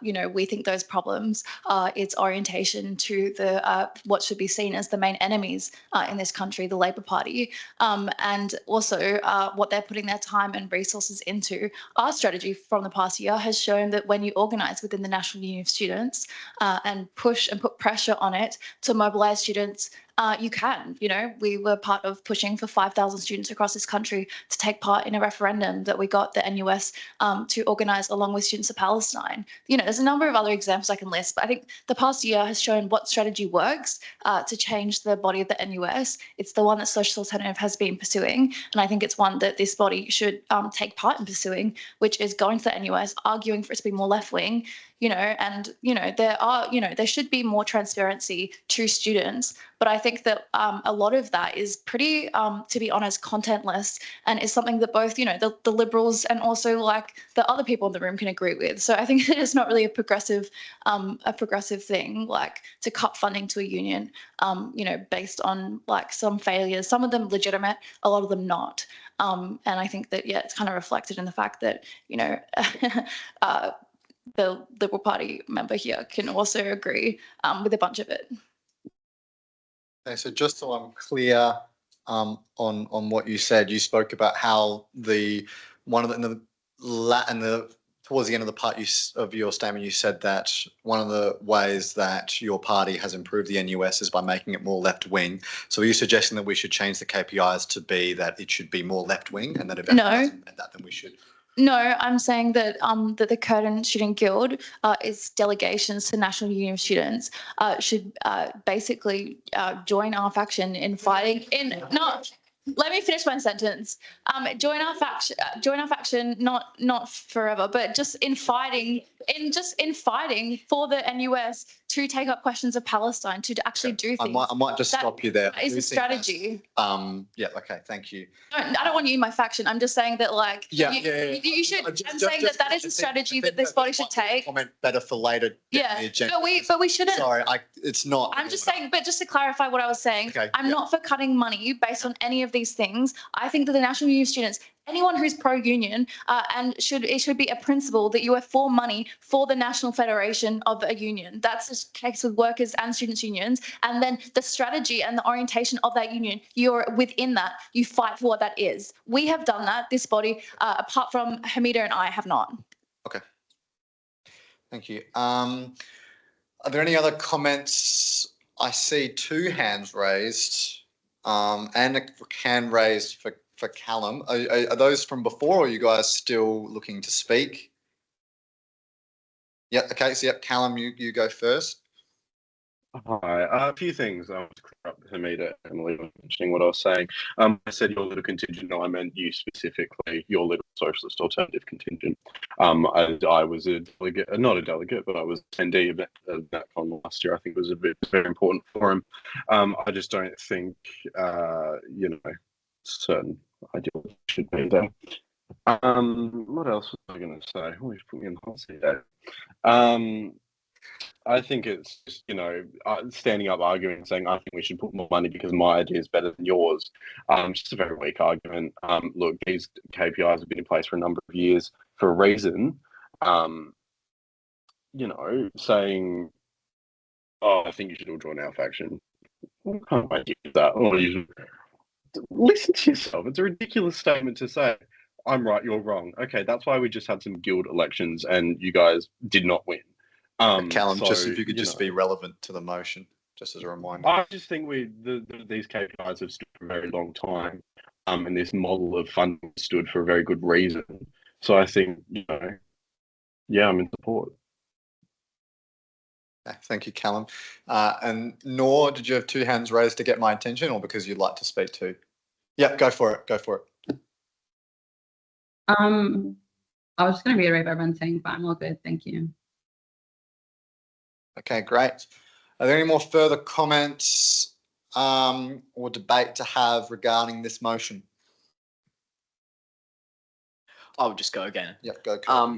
Just with engagement that NUS is undertaking, I just want to make a personal statement. I think it's extremely poor.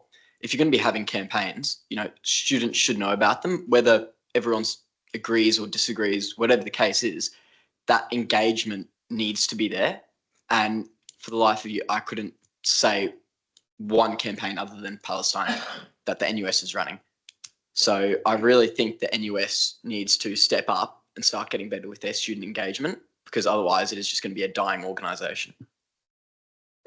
Okay, thank you, Coben. Yep, Hamida, yep.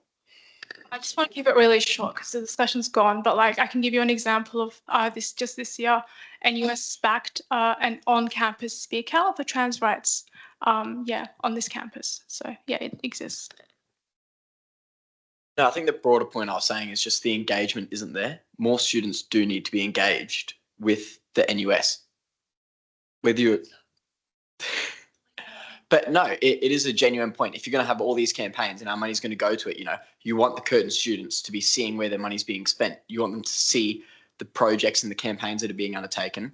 So yeah, the NUS just needs to get their engagement better. Okay, thank you, Coben. Okay, are there any more comments or debate on the motion? No? Okay, great. Let's go to a vote. So once again, we are voting on the motion that the Guild Council approves National Union students affiliation fee of $28,950 as recommended by the Representation Board, moved by Ben, seconded by Noor. Can I get all those in favour? Please raise your hands. All those against? That motion is carried. Now, moving on to item 6.4, Guild SGM motions - Palestine. upon the recommendation of the general meeting held on the 27th day of August 2025, the Guild Council approves the resolution carried at that meeting as follows. A, motion that the Curtin Student Guild censors the Australian government for complicity in the genocide in Gaza. 2, demands an end to all weapons sales to Israel by Australian companies. 3, calls for sanctions on Israel. B, motion that the Guild Council calls on all Australian universities to end their complicity with Israel's genocide by ceasing partnerships with weapons companies. Moved by Dylan, seconded by Noor. Dylan, as the mover. Oh, sorry, seconded by Razan. Sorry, I thought I said that. I read it right there. My apologies. Dylan, as the mover, would you like to speak to the motion? Yeah, look, as everyone is aware, we held an SGM on the 27th day of August, and we passed these motions in overwhelming fashion. It was a very quick turnaround to get the SGM done and established. And I want to thank Vernon and Beck and the events team for really working hard to get that over the line. There was issues with us being able to find a venue that had the right capacity. And I think we were able to cobble together an overflow room, which was utilised by a number of students. Overall, it was a very successful SGM and a great demonstration of student democracy here on campus. And we believe that it marked another important step forward in the Guild's history of solidarity in this area. Thank you, Dylan. As Razan, as the seconder, would you like to speak to the motion? I have a book by Muhammad al-Aqad. He's a Palestinian journalist, and it's titled One Day When It's Safe, When There's No Personal Downside to Calling a Thing What It Is, When It's Too Late to Hold Anyone Accountable, Everyone Will Have Always Been Against This. And for the past 2 years, people of conscience around the world, including in these chambers and on this campus, have been calling out for this to be treated as it is, which is a genocide and waves after wave of Israeli war crimes. And these past few weeks, I keep thinking about the book's title because it's exactly what we're seeing. Like Omar said, everyone is now scrambling to prove otherwise, to pretend that they were always against this. Celebrities, influencers, politicians, unions, organizations, even your next door neighbor. 2 years late, but nevertheless better than never. And I acknowledge that in the past 2 years, students have been unfairly expelled, suspended, arrested, deported, staff unfairly removed, and researchers unfairly defunded for calling out Israel's assault and genocide on Gaza. And 2 years later and 2 years late, the UN has come to announce that these tears that these individuals shed after being forced to sacrifice their futures to stand with the truth, in fact, never had to be shed. The UN Special Rapporteur on the Palestinian territories announced that the number of Palestinians killed in Gaza sits close to 680,000, 75% of these women and children, and that's about half the population of Gaza, and that there are people that sit there, watch it, and justify it. Palestinians are not born to die, and the Guild has always maintained that internationally, human rights and international law must be respected and upheld, and that extends to the endorsements of the motions passed in the SGM. Freedom is a collective effort when governments fail to act. We stood when it was difficult, and we will continue to stand. The government recently moved to recognize Palestine. I'm not the only Palestinian to say this, but we exist regardless of whether or not complicit governments recognize we exist or not. However, if this genocide does end, we may not exist, and that's a reality. I mentioned this during the SGM, and I'll say it again. The Guild passed these motions earlier on in the year and last year too. And this SGM just shows that this is not just important to us as unions, but important to students as well. And students called, and I, like most people in this room, voted to see these motions approved. Okay, thank you. Razan, are there any? You got to press the button on the side. Press to exit, Emily. No, you're all right. You're all good. There you are. It's all good. Can be a bit tricky to work out. Hamida left the meeting at 7:28 p.m. Came back 7:32 p.m. Are there any further comments or debate around these sort of collection of motions? Yep, Emily, go for it. Yeah, I think the referendum here at Curtin was really great and like, oh sorry. Should I wait or? Okay, and what, like over 200 students or something, like 200, 250 students, whatever it was, came out to stand up for Palestine. Yeah, I think it's really was a great day, and I think that's what we need more of, really. Yeah, protests of students feeling like they get a say, and yeah, standing against the university and our government.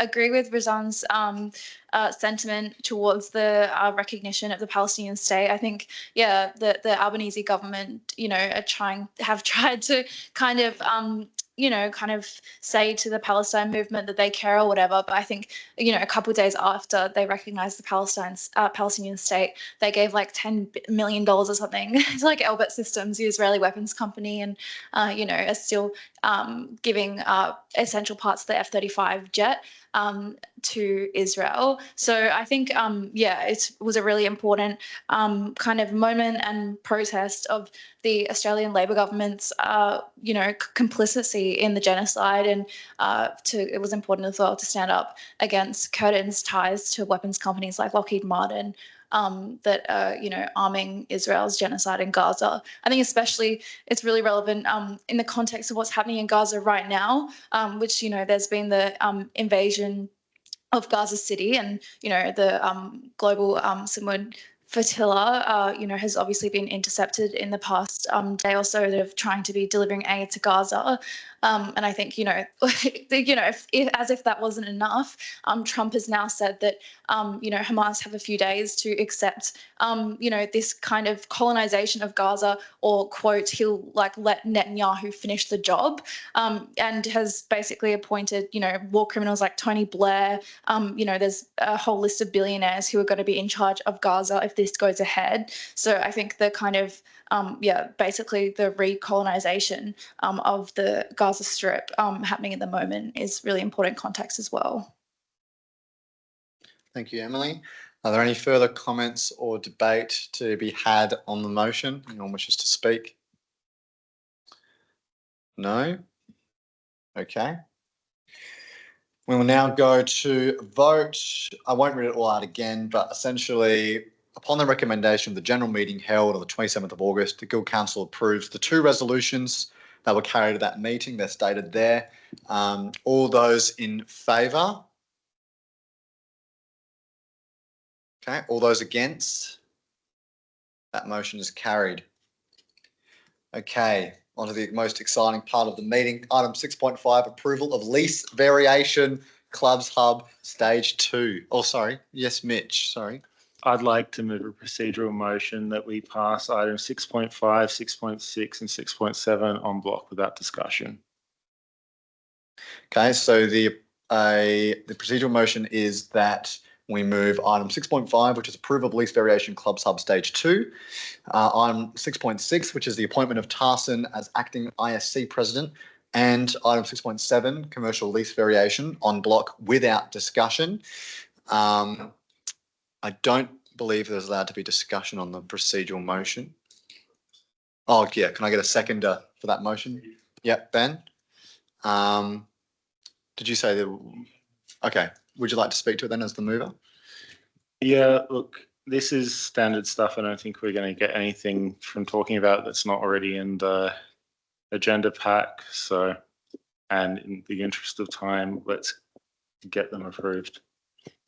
Okay. Ben as seconder, do you have anything to state? No. No? Okay. Anyone else like to speak to the motion? No? Okay. All those in favour?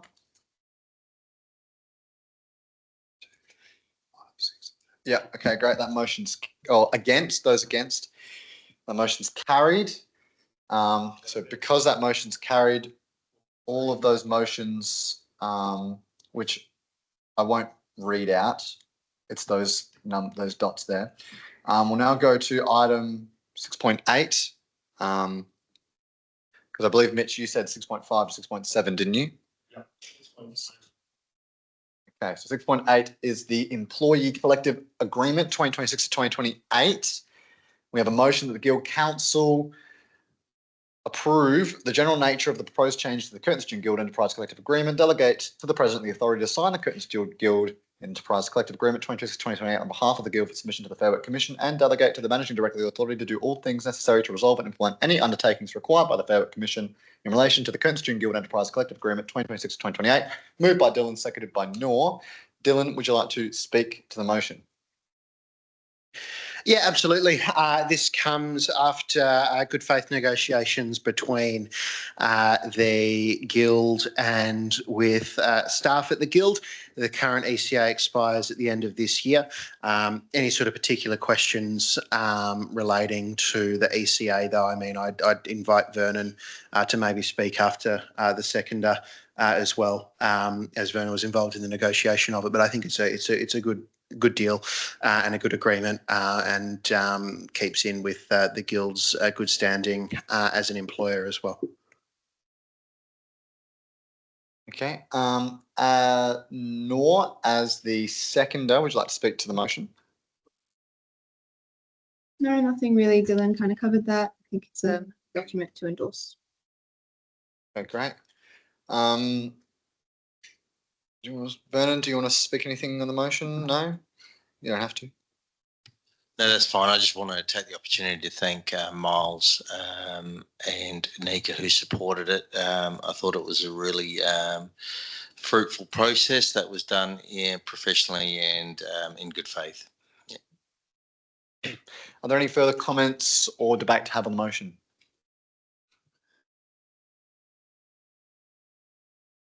No? Okay. I will just remind everyone that we do need to have an absolute majority for this motion.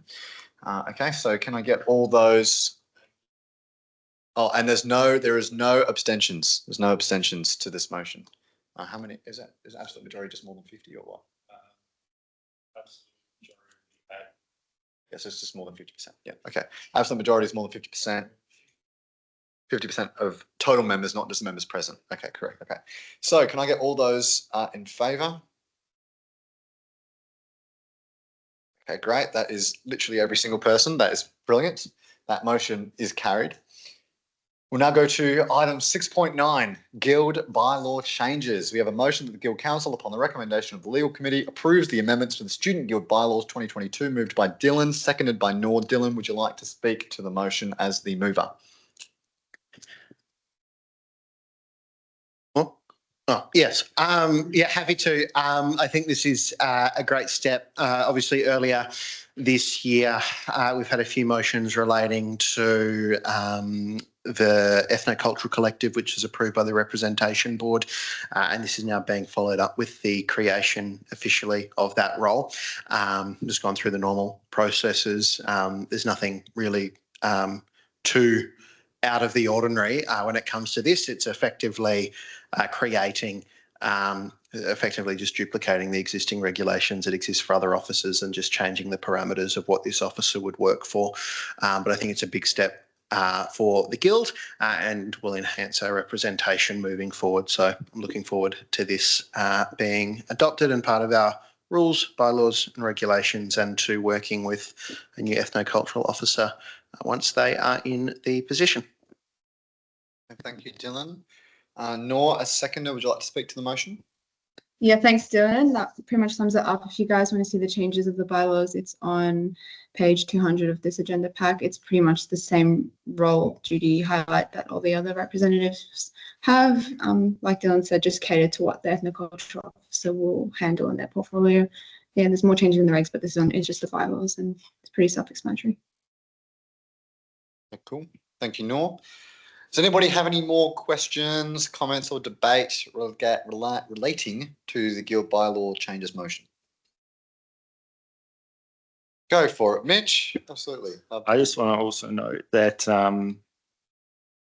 once we've approved these, some other things in this document will change. Things like the contents page will have to be updated, and the cover page will have to have an extra row on the thing.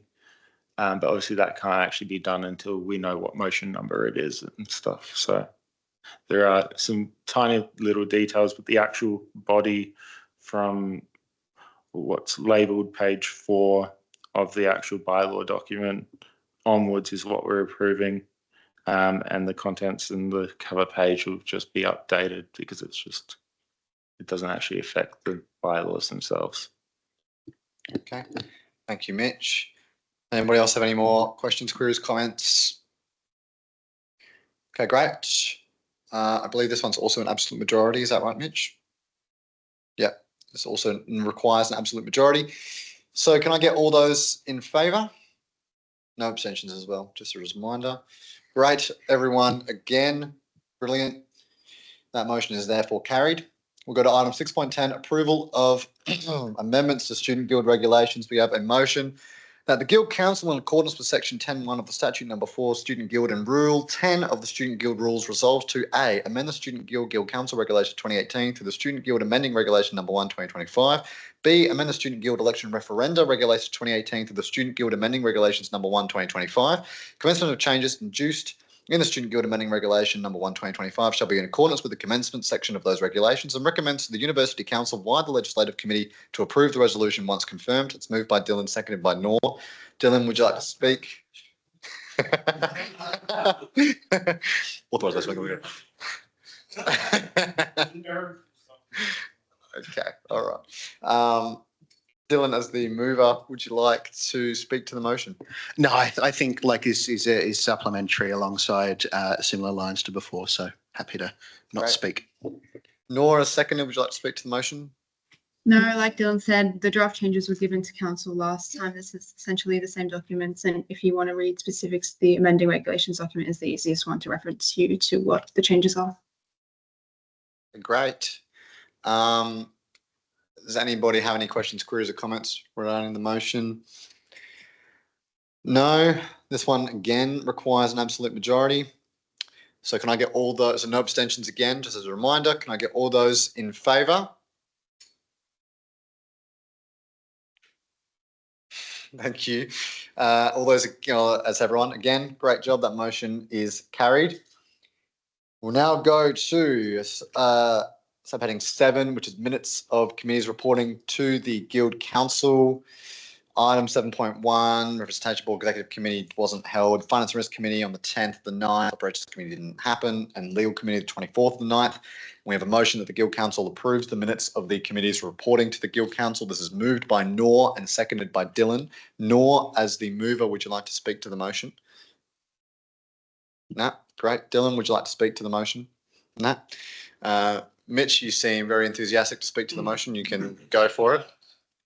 Yeah, I'm just wondering, given that a number of executive meetings appeared in the exec report meeting logs, why there's no exec meeting minutes submitted? We just haven't had one since, and they aren't approved yet. So I'll just put them in the next chat once they're approved minutes. Okay. Are there any further questions, queries, comments relating to the motion? No? Okay, great. We'll go to a vote. So all those in favour of the motion? All those against? That motion is carried. Sorry, I'm laughing at Calamity. Wrong while voting. Okay, we'll now go to item 8, which is general business. There are no ideas and suggestions for under 8.1. Does anyone have any ideas and suggestions they'd like to talk about under this section? Emily, go for it. I have an idea. I want to move a motion. Mitch, what are the things I have to withdraw? So to move the motion, you need to move that. Hang on, I've got this on my screen. So yeah, thank you. Okay, so in order to move a motion, you need to move for a suspension of standing orders. Mitch would know it off the top of his head. Is it 13.1? Oh my goodness, that was quick. You have to be specific in which standing order you want to suspend. Yes, I'm trying to get the exact standing order. Look in 12. Look into. Thank you so much. Okay. Any member. Do you know, Mitch, or you just? Oh, just tell me. Just tell me. I'm simply looking at the document. Sorry. That is not Mitch's job. Standing order 12. 12 part 5 says that the order of. Yep, I'll suspend that one. So could you just say it like a full Yeah, sentence? so I want to suspend standing order Hang on, could we 12.5. just- Sorry, could we just pause? I don't think Mitch has got it right. I think it's 13.1. I looked before. 13. 13. There's chair may invite a person who's not. That's not. No, Yeah, you do not want to suspend that a person may No, not. 12.5. Yeah, 12.5 just says the order of business is this. Oh, it's 12.4. Sorry. Meeting may only I consider. guess 12.4, Emily. I was off by one. Yeah, that's disappointing. Can I expected better from my deputy chair. Okay, I'll move to suspend standing order 12.4. Great. Do I need someone to second that or it's fine? You do need someone to second. Okay. Yeah, great. Seconded by Hamida. Yeah. Okay, great. As Okay. mover, we'd like to speak to the motion. Yeah, do you want me to circulate it? How should I do that? Should I send it to Nor Well, or? first of all, we have to agree to the suspension standing order, so we have to have a. Yeah, that's why that's. Okay. So Dylan, just to So- inform you, I'm going to ask Emily to speak to the motion and where she's able to discuss. Okay. Go for it, So Emily. do you just want like the crux of the motion? You're speaking to the motion when the motion is to suspend standing order, so we have not received anything. So Okay, you're allowed to well, talk I about what wanna- you want to. Okay, well, I want to move a motion against the interception of the Global Simwood Flotilla and for the Curtin Student Guild to support the emergency protest that is happening tomorrow night. And then as well as the October 12th protest next week that's happening. But yeah, mainly just about the Trump's plan for Gaza and then also the interception and the abduction of the activists on the Global Simwood Flotilla going to Gaza. Okay, Hamida, as the seconder, would you like to speak to the motion?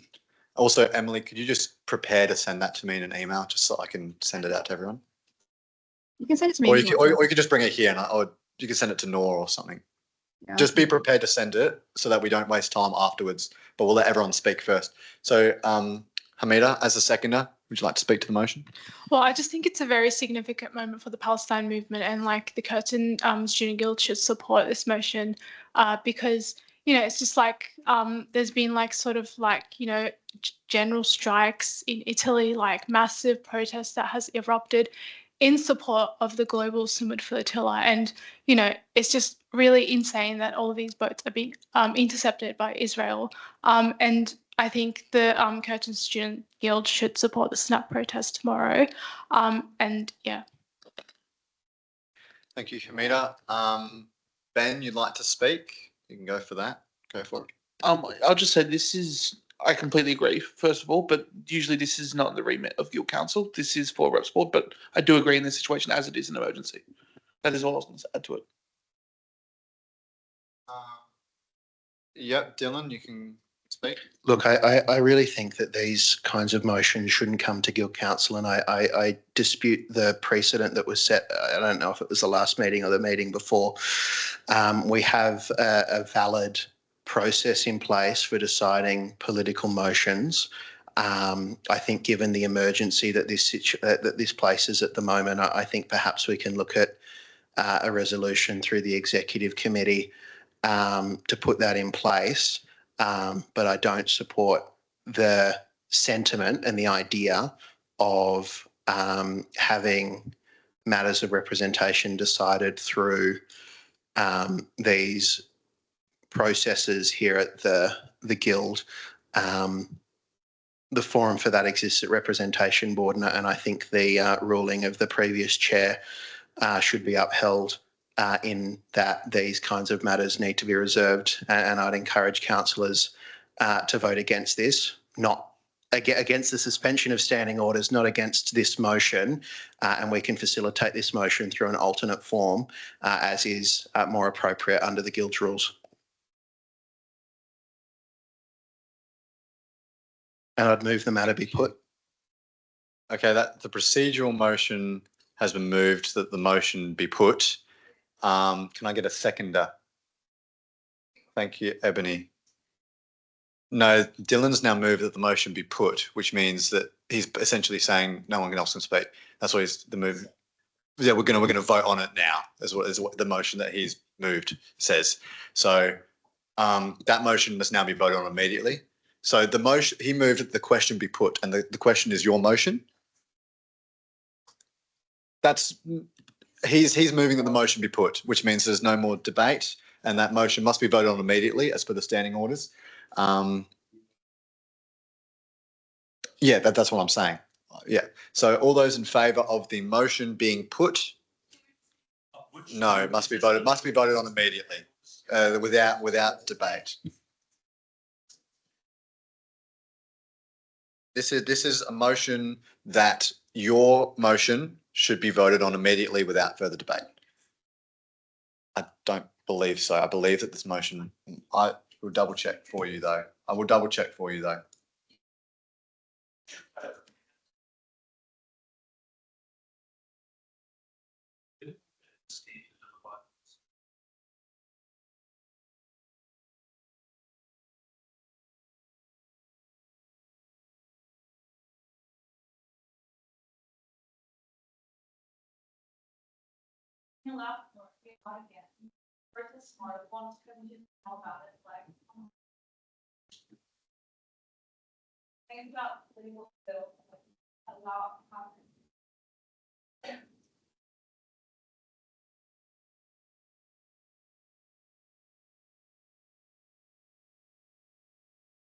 Okay, so in terms of standing orders, it says that procedural motions are not debated. So such as, whether the meeting should be adjourned or what Dylan moved, the question be put, they're not debated, and I must immediately put the procedural motion to a vote, and it's just simple majority. So all those in favour that the motion be put?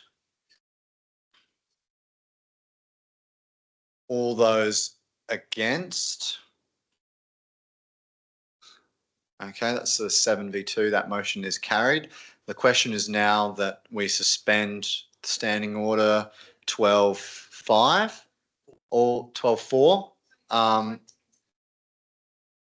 We are voting on the suspension of standing orders. All those in favour of suspending standing orders? All those against? That motion is put down. Sorry, we've concluded that. I think just like if people. Sorry, no, that's out of order. You can't. We've already voted on that, Emily. There's a. I'm warning you. This is a body. I need you to. Thank you. Okay. We'll now move on. Are there any other ideas and suggestions under item 8.1? No? Any other business? Other 8.2? I ask a question? Go for it. Well, is the other thing, Dylan, you're saying that I'll send this motion to you and then you'll vote it up through the executive? Is that what you're saying? Yeah, absolutely. I think that there's room for us to do that. If you email it through to me, we can certainly consider it. I mean, we probably don't need you to email it through. I think we've got the sentiment, and we can certainly do that and endorse it. That's absolutely the case. Yes. I guess that's what makes us the most pro-Palestine guild in the country. Emily, if I can't talk. Emily, I know there's like PDFs and posters and stuff. If you can email that to me, that would be good. It's just a procedural thing. We can get up. I'll get up first thing tomorrow. Yeah, I'll email them through, but I do want to reject that it's a procedural thing. It was a choice. It's happened before that. Sorry, we've already discussed that. There's not talk about it again. I'm sorry. It's not how it works. Sorry, yes, but you're talking about a point that's already been voted on. We voted it down. Does not provide another opportunity to talk about it.